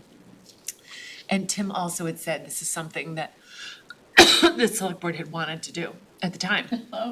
So, I don't know, it's something that I think is simple, but maybe we should ask Carolyn about this. Is this tied to scenic roads or anywhere? Anywhere in town. Anywhere. And it's, So they just did the ones in Hillside Yeah, Neighborhood Association. Those were approved by the select board, but have they started to put those in I yet? haven't seen it because one's right across from my house and I haven't seen them. Okay. but is the idea, I understand what small cellular is, and I understand the desire to affect the aesthetics of them, but what would this, It's placement, and that's what I'd have to ask Carolyn, Okay. what aesthetic constraints could we require? Location, size, what, I'm not exactly sure what we have control over, but it was, Katie certainly suggested that we get this in, It is, 'cause it is disturbing, when my windows are open, I can hear it buzzing, at night. yeah, okay. So I would say, let's hold off on that and just ask Carolyn, are there other towns who have done this? Okay. Because maybe it's something simple we could advance, but. And then similar battery storage and solar, You gonna ask her about that? we should ask about that too. I mean, this is like solar fields or something? And the storage, it's sort of an aesthetic where those battery storage you can go, Okay. I think. But I think we should ask Carolyn about that. And I think Liz brought this one to it, or Okay. There's something recommended that this. passed state level that we were, right? Yeah. Wasn't it? I think, that's what I remember. Yeah, I think it's connected to like a consolidated permit pathway that towns and cities are supposed to be able to provide applicants if they choose to go. And the deadline for that is October 1st. So I think because of that, Liz brought it up. And so, yeah, I know me and Liz still have more questions about that, All right, so let's, we'll have Okay, an so- ask on that too. Okay. Site plan for town projects. I think the first thing there is to understand what other communities have. Yeah. Can we do some research, Maggie? I would say, yeah, let's look at that and say maybe a two, do we have a lot of twos on that? Or is that a 3? Well, for site plan for town projects, Cal and I were going at it this afternoon on Facebook about the generator at the library. And so I don't think it's appropriate to have a generator in front of a building, especially a historic building. I'm not against a generator at the library, I'm just against the placement of it. So if, and I voted And if we to had site support plan- it, and if I voted to support it at town meeting, but I just don't think that's an appropriate place, and they had, just today, they removed, plant material, they exposed the transformer, they got rid of all these mature inkberries around the transformer. So I just don't think it's an appropriate place. And when I believe Capital approved it, they didn't know where it was going. So, to me, that's an important thing. A lot of people have contributed a lot to that library with the addition, the renovation, and it's really one of the, it's such a pretty building and everybody. It's one of the most beautiful buildings in our It is, town. and so as a town, we learned just from town hall what happened, they demoed one of our historic town buildings and we got town hall, which, some people probably think it's attractive, so I don't want to say that it's not. But I think having site plan for town projects is important. I agree with the review, the site plan of the town project. I would say that's probably 2 in my book. Not to go down a rabbit hole and we can continue this conversation all night. I did speak with the library director today. He did say that they explored multiple options. I think that he might have said even a dozen different locations on the site. This is the most ideal and least intrusive and disruptive and was within budget. He did also express that there's a design that they have to screen it and to conceal it as best we can. But I understand the points that have been made, but I also think that there's a reason why they're doing that. Yeah, I think it comes down to cost. So my understanding is it's another $300,000 to put it behind the building.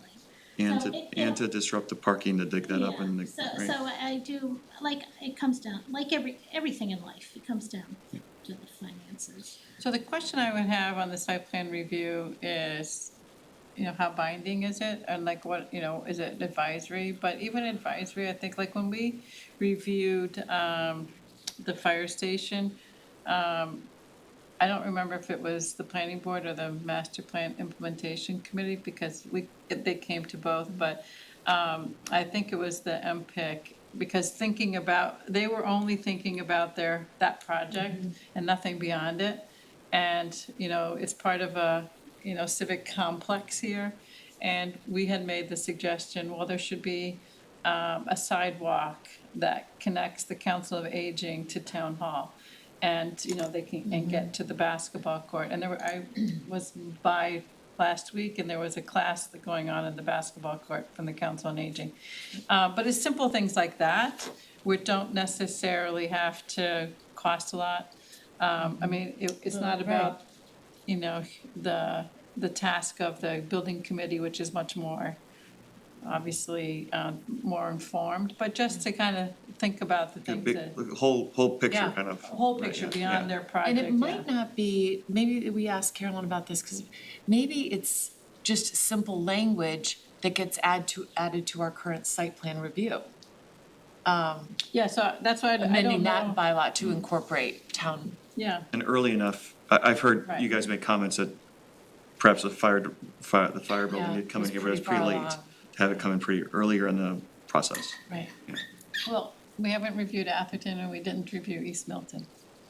So, maybe you can reach out to Brian and see if we can review Atherton's site plan at least as a cooperation amongst departments and committees, Yeah, right? and that's still in the To start design with. phase, so Yeah, but that's not gonna go to, that's not gonna be ready for fall town meeting, because it's still in the design phase. So I think that would be, yeah, that would be great. I'll reach out to Brian. So back Because, on task. because. I would say two. If would Yeah, you sorry, be, Joe. you were joking Two. about Maggie doing research, but if that's something No, that, I was actually, I was kind of saying it jokingly, because I don't like to volunteer anybody else to do something, but, Well, winter runs slow. if you have time, I There you go. think it'd be There you go. beneficial. Yep, I think that's great. All right, 2 on that. Short-term rentals, 1. Low-impact design. so I understand what that is. How does that, what does that look like? It goes into like the rules and regs, I Okay. think, because right now, like their stormwater, when we get the applications, we haven't had one yet, Hal, that you've reviewed yet, but like on the memory care, they come in with the stormwater design, and it has these big structures, and like out at Wolcott Woods, they had a big field in front. They tore up that entire field for those Caltech things. And it just, low-impact design would allow you to do rain gardens, and like at the library, they have that rain garden and parking lot. So, there's a little less of the structures, and plus it breaks up the parking lot. That's what that is, bioswales. I don't know technically what the one at the library is. But stormwater is obviously reviewed by the town engineer, and there's stormwater regs. That's why I said it's really not something for us alone. But on those projects, we could only just encourage it, right? Because we had nothing to point to. And so sometimes people take our encouragement, and sometimes We they don't. encourage under the site plan review. I would say 3 on this, because we'll have to think about how we Yeah. would do that, I think. Subdivision rules and regs, I think that's something that would be great to look at. I would say a 3. Because that's right now, we can always waive those things, and we really haven't had many subdivisions. Not Come- lately, like And if it did come before us, we could give a waiver right now. our pavement width requirement and right-of-way width is way too wide. We require sidewalks on both sides, but then people Yeah. ask for waivers. They're just, agree.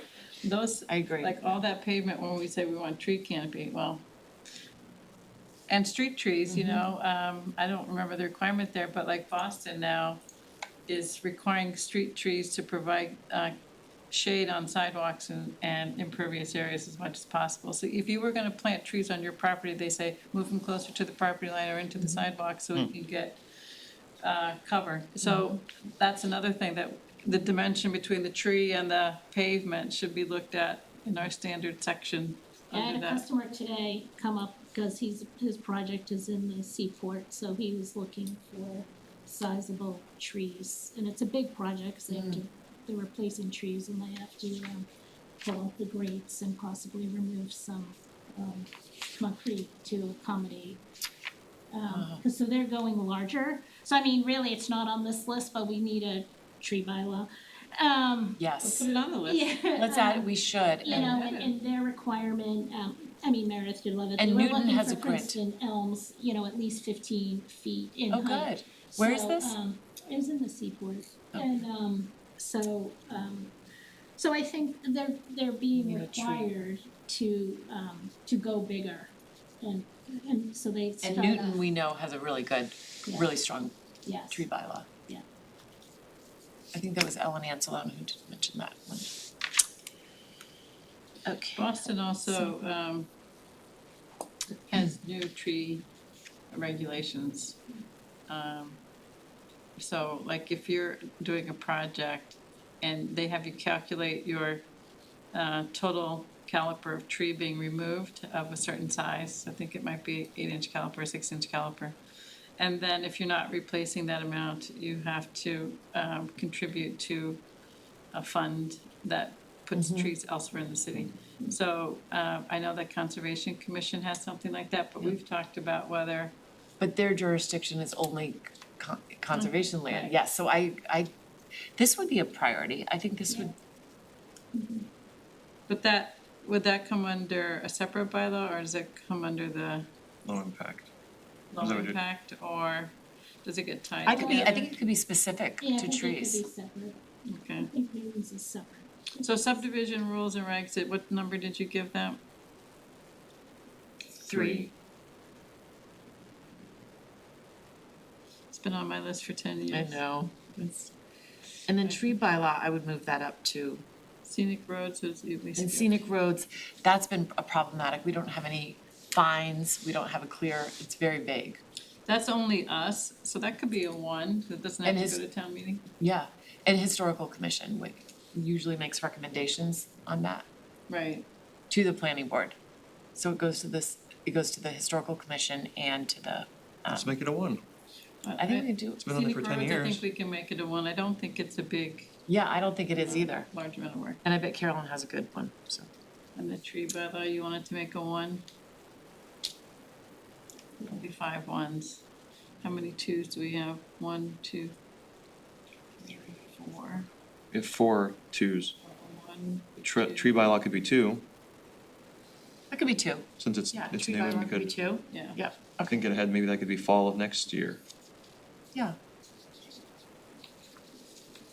Yeah, so Newton, I was just looking it up, says that if tree has 40 inches around, can cost the builder $33,000 in fees. They're really Mhm. tight, they're very tight with it.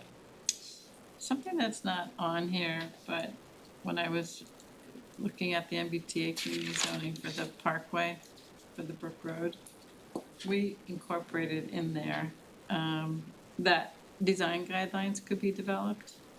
And I'm not suggesting that because we haven't had an application, but I think it should be on the radar screen to develop design guidelines for the districts.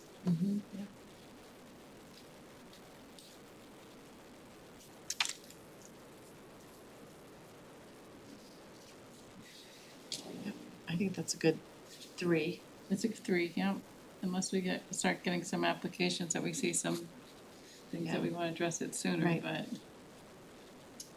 Great, okay, So that's- ones, we've got West Milton, Brook Road, pre-existing, short-term rentals, scenic road regs, and is that it? Mm-hmm. So on the pre-existing, Right. just to clarify, it's business and residential. Okay. Non-conforming. And on the 2s, the floor area ratio dimensional standards also includes accessory structures, and then the business includes the parking. Just to be clear, that's a 3. And then we'll wait for guidance on small cellular and battery storage and solar. Yep, Yes. I think that's a good list, I think that's.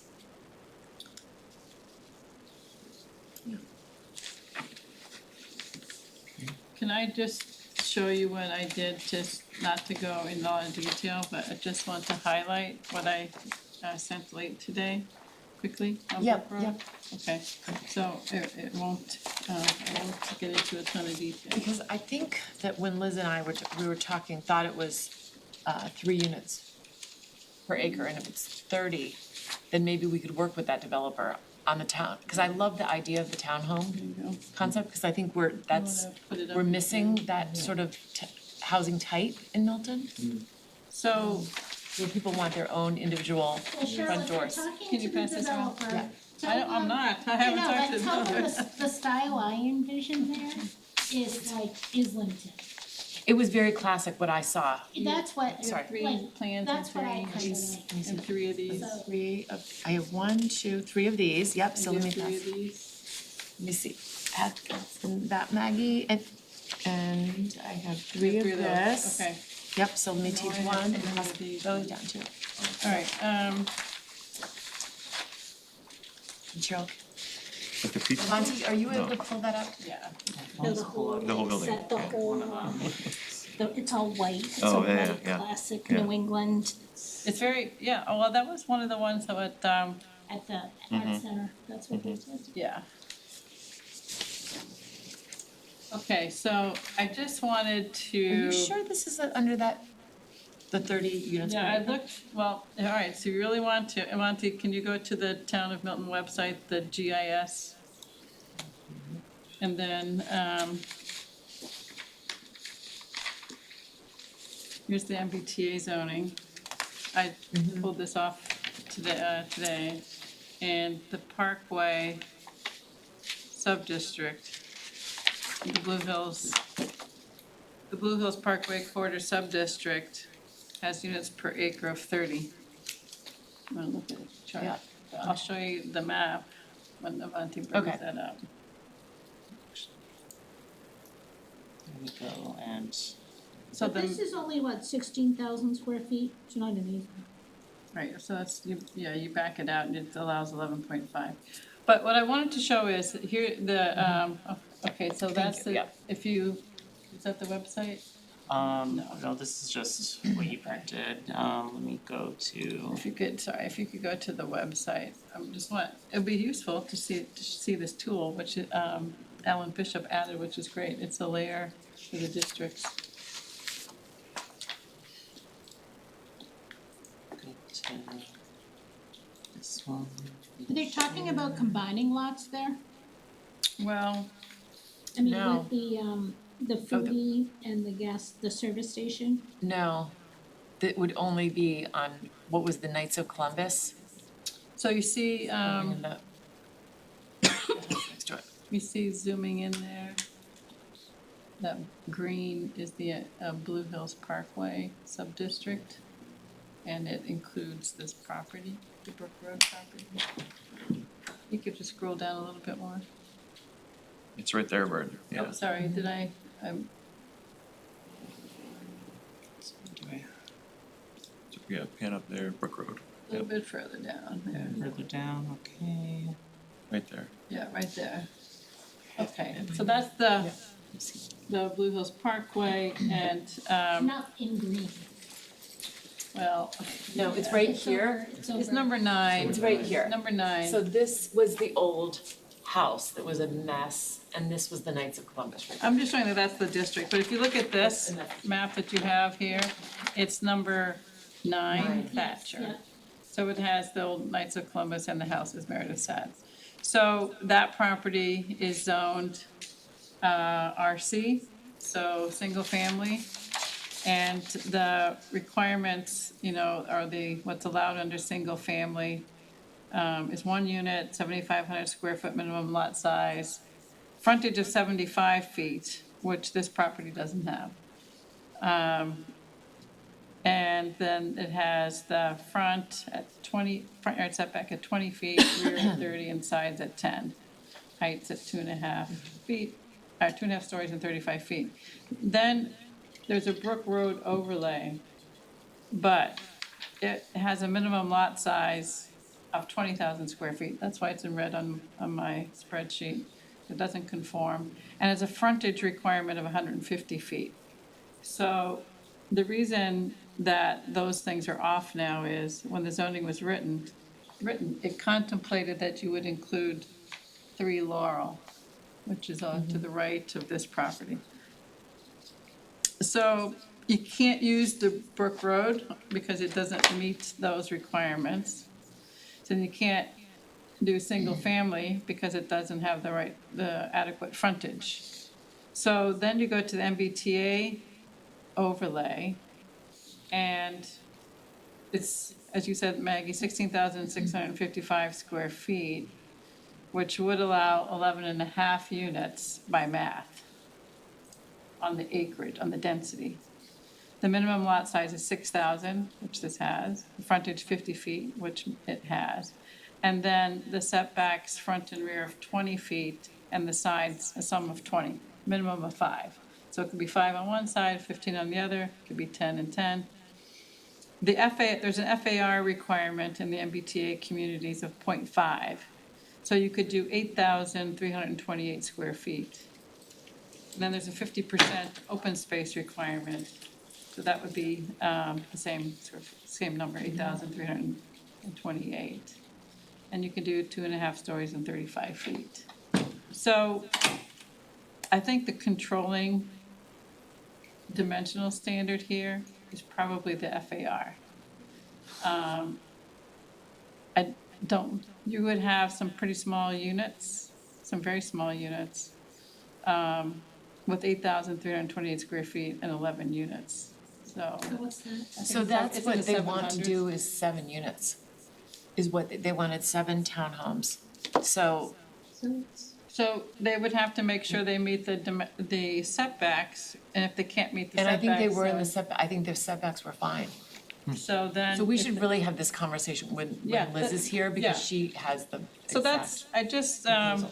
I said, so Liz can take a look Yeah. at this. And then I just did these other properties because they're all zoned for RC, but none of them are single family. So I actually think it's a shame that the businesses, so this comes back to the pre-existing non-conforming, Maggie, that the businesses there are zoned RC, single-family residential. So if we think about Brook Road, we might want to think about those parcels as well. And so it's not just siloed, like the conversion, we talked about them kind of siloed but when you start looking at examples, they're not really. So I'm glad we put both of those as number ones, because in this particular location, we can look at them together, I think. And then I also just wanted to show that like the 148 Blue Hill Ave is 4 units on, Blue Hill Parkway. I'm sorry, Blue Hill Parkway. I wrote that incorrectly. Sorry about that. I gotta fix that. It's not Avenue, it's Parkway on all of those that I wrote for Blue Hill. But and then there's some 2 families next to that, and then the church, and they own also 174 Blue Hills Parkway. And all of those are in the Parkway MBTA zoning. So This is great. Yeah, it's something, whether we would want to think anything beyond just purely 9 Thatcher, that it's good to have the context. Great. So that's all for tonight, I think. Okay, yeah, On that. that's great, and I think, yeah, let's share that with Liz and have a follow-up conversation maybe with that, because it is a blight on the town, and I think we should work to try to see what we can do to get that pulled together, so thank you, I appreciate that. So now we can move to item 6. Hal, you have a CPC Yes. update. You could for the board? Yep, let me just join, now let me present. Share. Screen. Okay. Yes, so since April, the CPC, the Community Preservation Committee, has had several meetings. And I'm catching up to speed and trying to fill some big shoes with Cheryl being on the committee. my understanding is right now, the process is that we have received a certain number of applicants, and at this point, we are just determining if these applicants are eligible or not eligible. And then in the fall, there will be subsequent applications submitted, viewed by the board, and ultimately decided upon for Springtown meeting to bring to before the larger body to vote yes or no on them. So I just want to give a quick update in terms of where we stand with that, the number of applicants that have come in, and just kind of give an overview. So I appreciate you. Great. Let me bring this up. So 22 total applicants thus far. My understanding is this is the largest number of applicants to date. That's a reflection on the success of the committee advertising this and the success of the projects that have come thus far. And so the other individuals on the committee that have been on there before are overjoyed and in a good way overwhelmed with the number of applicants coming in, and that's just really a reflection on how well we've done with this as a town. $5.94 million were requested of the CPA by those 22, with a total of $22 million for the total project costs. And so I'm gonna kind of go through more granular, but there were 10 open space and recreation projects, 3 affordable housing, and 9 historic preservation of those 22. That's up a lot for historic preservation from last year. Oh, yeah? That's good. So we had 22 individuals submit the applications. They came in and gave a quick presentation to the committee. And then at that time, like I said, we were only tasked with determining if they were eligible or not eligible for CPA funds. And I believe those letters are going to be going out to the applicants in the near future. 19 were deemed eligible. 2 were deemed ineligible, and 1 was withdrawn. The one that's the bioswale was withdrawn, but maybe they'll be coming back, and that was the idea of trying to get funds for introducing the low impact design on that particular street. We were just determining there were certain factors that I can go into or not go into if people are interested in terms of what deemed them being eligible, but I would love to hear what yeah, projects. so my understanding was that there are certain criteria such as if it's an existing structure or element that can be improved upon, that is something that is deemed eligible, but if it's something whole cloth brand new, it's not necessarily something that's eligible for CPA funds. If it's something that has to do with kind of an adjacent use or adjacent benefit, perhaps that's not eligible. But as you'll see here in the different applicants and the projects that I'm gonna kind of run through here in the open space recreation, right? These were the, I believe there are 10, what did I say in the beginning? 1, 2, 3, 4, 5, 6, 7, 8, 9 different projects. Tucker School Playground, I think everyone is aware of what's going on out there. The Randolph South Playground, there was an idea brought by a citizen, a resident, to explore the possibility of having a playground in that part of town. Where on Randolph Ave? Yeah, right off Randolph Ave, kind of on the side of A. Thomas and Sons, like the housing that are over there. So the town owns property over there? No, this is more of an exploratory idea to see if there is any town-owned property that would be beneficial or able to accept a playground. So this was just asking for funds for that exploratory work and perhaps hiring some sort of consultant or analysis to be done. Milton Landing Boathouse tent. Right now, there's a tent there, and this is looking for funds to make it more permanent, so that it can be continuously rented out and activated for use for rowing there. So would that be put forth by is it Dexter who runs it now? It is Dexter that runs right now, and who is putting that forward, I have at the end of the list. I can come back to you and Yeah. answer that at the end. Sorry. Yep, that's fine. Brooksfield LED lighting, I think that's straightforward with that. Is that replacement lighting? it is additional lighting, let's see, This is, Brooks Field is the high school field. yeah. The, The turf field. The football It's right field. here. Yeah. Are those, put on timers and so forth? I assume so. Great question, I would assume so as well. Just thinking about the, there are residential the neighbors plumbing, like yeah. right next to I it. think And it's, some single, at least one single family right next to it. The Boathouse 10 was brought forth by the Ponset Rowing Club. That would be great. Yes. Mary C. Lane Safety and Field Improvements, so that's brought forth by American Baseball. Right now, that field, at the left field, there's a pathway that leads to the playground that's there. This idea is to add some sort of barrier for protecting the people on the sidewalks so they're not getting hit with baseballs. And then also some improvements to the field itself to make it more usable for multiple ages. Right now, it's only really geared towards a younger age, and so there's the idea was that the mound itself would be flexible and can be moved in and out, and the field would be sized so that it would be more usable by more ages and more easily utilized. Renovating Andrews Field, Andrews Park, at the field at Andrews Park, it's redoing the turf that's there with grass.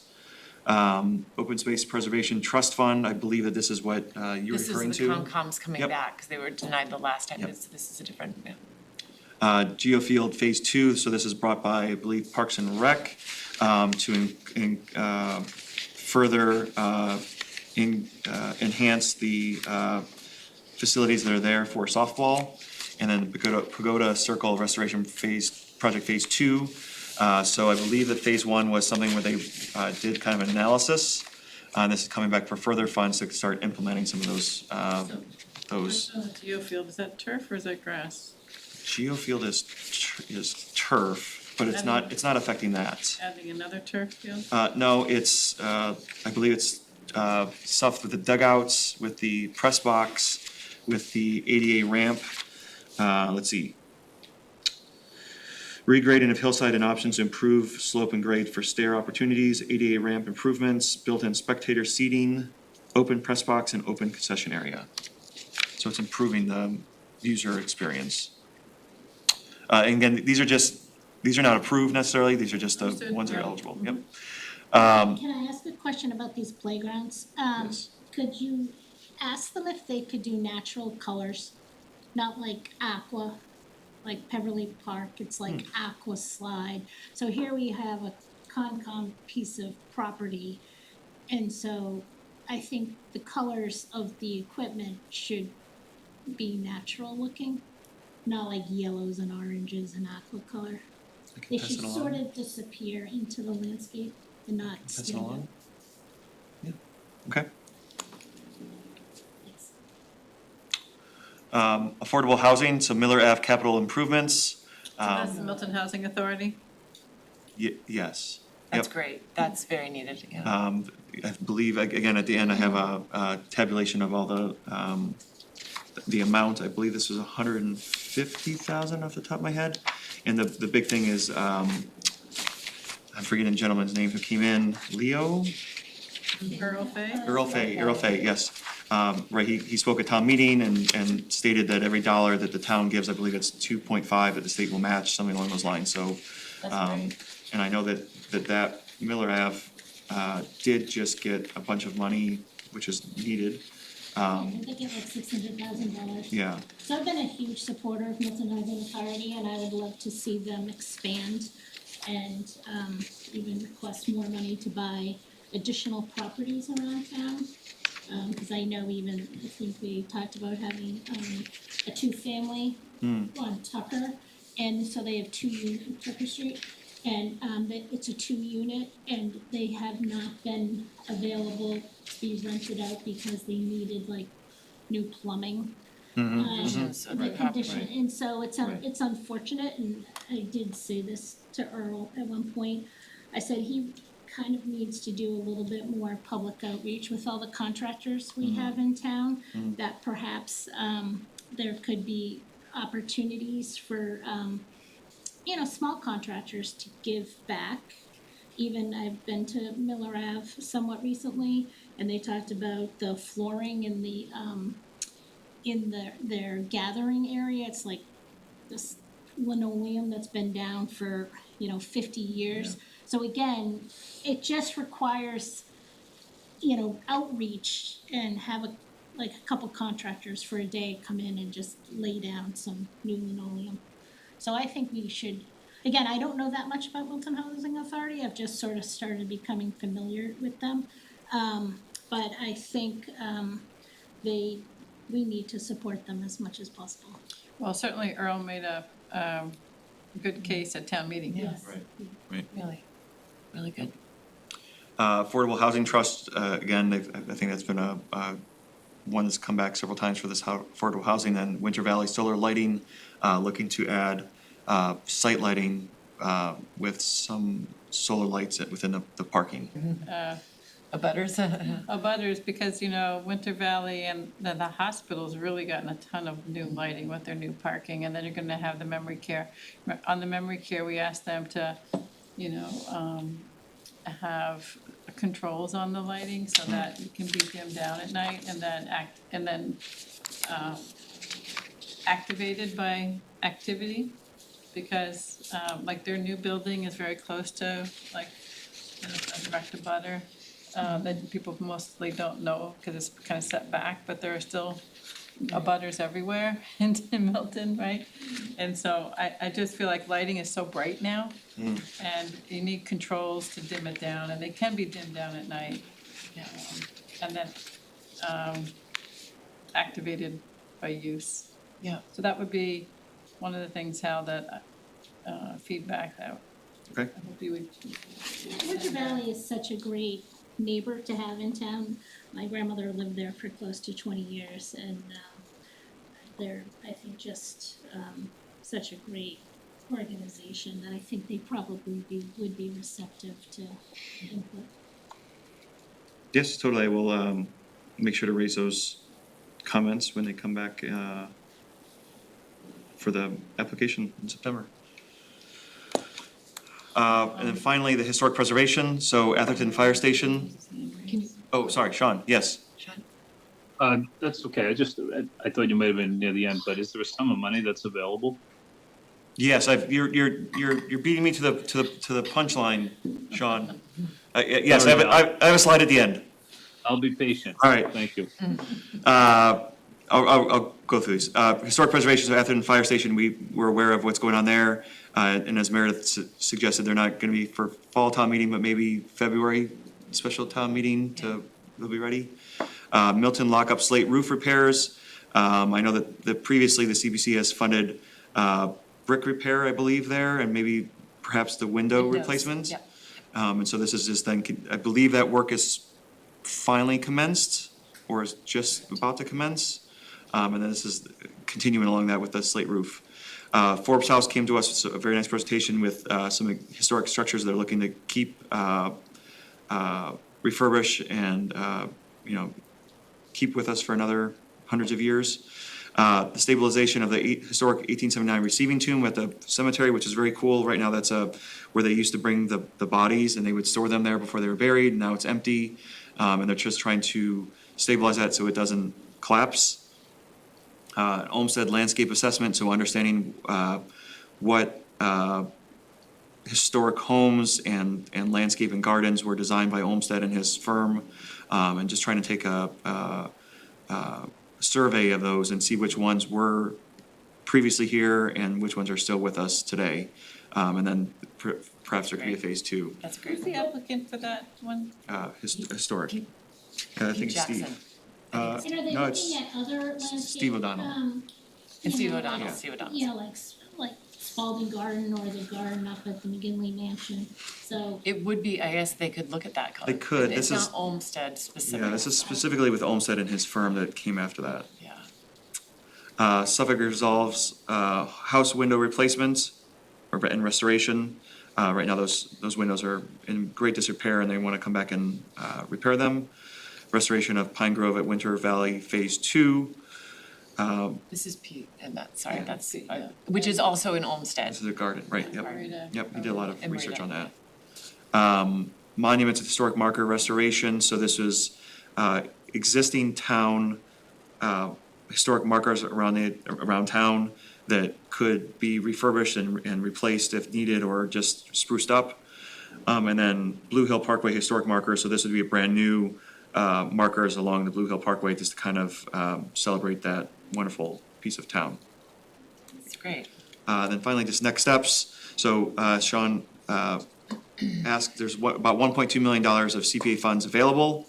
10% of that available funds needs to go to each of the three categories, and then the remainder is undesignated funds. So it's about $120,000 or so has to go to each one of those three, and then the $800,000 can go as the committee decides. At the last meeting, for a number of reasons, we decided to proceed with the Tucker Playground request for $300,000. It's a little bit out of sequence from what I understand the committee's done before, but this is done so that it can be on the fall town meeting.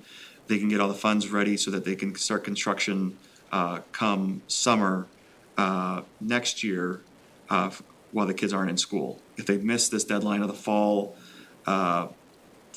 town meeting, they would not have been able to do that in the spring and have it ready to go for next summer, and it would delay a whole nother year. So in that playground, so I've spent many years at Tucker Playground as an alum. So I thoroughly enjoyed my time there, but we had zero green, there was no green space. So that's part of that's So part of it. Yes. There will be actual. It's a Yes. beautiful design. It's yes. Yeah, okay. Yeah, it's, they've got little, I don't have it memorized, but there's little segments, there's a green space, like actual grass. There's a playground, there's a hardscape for ball play.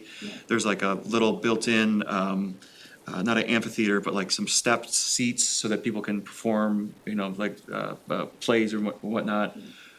It's a, And trees. yeah, and trees, yeah, it's very lush. Well, that's good, because Yeah. again, Pollinating garden, I believe, A few years yeah. ago, I, went down there and donated some plants and time along the right side property line, but I don't think they made it because it was, they just weren't cared for.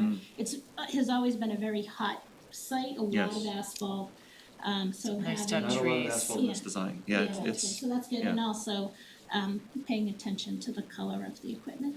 I will Because make it sure is to- the yeah. gateway, the Blue Hill Parkway is, Charles Elliott, it's the gateway to the Blue Hill, It so. seemed very tasteful to me, So it should be Yeah. natural, okay. and Oak Street's right there and needs to be lined with all these They oak trees. have a lot of renderings of, plans of the They do, design that, I imagine that they have available publicly somewhere. Yes, yeah. Yeah. And so the September 26th is the deadline for applicants to return their information, and then looking forward to the spring town meeting where the decisions of the committee will then be presented to town meeting. And then just a recap of all this, I can share this afterwards, of the ask and the total project cost. So, That's great. yep. So All right. on the Atherton Fire Station, they're looking for, bonding. Did they get into that? We anticipate that, but they have not Okay. formally asked, because their ask is quite large. It's for $3 million. And so my understanding is that part of the way the CPA passed originally was with the promise of saving infrastructure like Atherton. So I think there's sentiment that to fund at least some large value to that station. But how do we get to $3 million? We haven't gotten there yet. And town meeting voted last year to bond, Wharf Park, does that affect this of what's available? It does not affect this. Yeah. I don't believe that happens until the project starts, is my understanding, which is not this cycle. Great, thank you. This is Yep. really good. Sean, any other questions did you have? Oh, no, I just commented, I thought it was really well done, Al, great presentation. Thank you. Very nice. Okay, so the last item on our agenda, were the proposals for the East Milton Fire Station. The select board has deferred and put this off until September. So I'm wondering if everyone wants to take their time to review the different projects and then maybe put this on our next agenda again. Did they ask for our feedback, by the way? They have not. Okay, so how do we want, if they're going, I saw that they're gonna rank the proposals. Yeah. I didn't hear them say that they were going to have a public input on the proposals. So to the extent that we can offer some thoughts, I think it would be very important to get the public feedback on the three uses. Doesn't have to be I don't know if the prices are all these posted on the town website? Mm-hmm. Okay, then, as much publicity like anybody watching here, they can find these on the select board website? Yep, that right? yep, so if you were to search for East Milton Fire Station RFP proposals, it takes you right there, and then at the bottom of that page, there's some direct links to those 3 proposals on the select board Yep. website. So I know that a letter was sent to the select board about the RFP itself, but I'm wondering if the board, or you representing the board, should attend the select board meeting, the next one, where they put this on the agenda. I think it's in And offer September, feedback. Avante. Is that what we talked about, the Yeah, I believe they're, Second. meeting in September, maybe, or they? they weren't gonna deliberate on proposals until September 8th or the September 22nd meetings. So, Because one thing I would say is how we spent a lot of time on the mixed use overlay in East Milton Square on the design guidelines. And we should at least encourage them to take those into consideration. The uses, that are allowed, the kind of vibrancy of a mixed use, walkable town center, which this is like the largest kind of one we have, right? So kind of reiterate all the things that we talk about that they may not be talking about at the select board. It's such an important corner. Such an right? important corner, It's- a It'd be an gateway amazing corner. thing to activate and have. Oh, I know. I And we know. should remind them that the public outreach that happened at the art center clearly demonstrated that the residents want the town to keep it. And only one proposal is a lease, option. So that was my frustration. We spent time discussing it. We sent them a letter. We said we really kind of wanted the town to put a priority on a lease agreement. So I think we should remind them of that. And, a lease agreement sort of buys us time. We'll get some income from renting it out, and then we can decide what the need is in a few years. So, I thought I saw a I think purchase they're all for all purchased. 3 of them. I thought one was a Maggie's lease. right. One of them has 2 options, a purchase price and a lease offer. I missed that then, okay. They allow the town to choose, if Okay. they were chosen, the town could choose which. I got it, okay. Oh, I see. Okay. I just saw the buy. Yeah, but I think we should follow it closely and, yeah. Yeah, so my preference is for the town to keep it and lease it out. And I don't necessarily have an opinion as to what the use is. Right now, it's just, I think, we should not be selling any town-owned assets. We only have 3 proposals. So, great, but let's put that on the agenda, and have further discussion on this, maybe when. But I really feel as if we should Wait, submit something when they're talking in September. Mm-hmm. So further discussion really might only be the next meeting, Right. Meredith. Because I really do feel like at least reinforcing the importance of the use relative to the whole district. Yeah. It's not just one building that the town happens to own. Great, all right. I think that's, everything. If, I would entertain a motion to adjourn if So there's moved. nothing else. Is there a second? Second? We'll do roll call. All in favor? Cheryl, Yes? Maggie? Yes. Hal, Yes. and Sean? And myself, yes. Right. Thank you all. Good Thank you. night. Good night.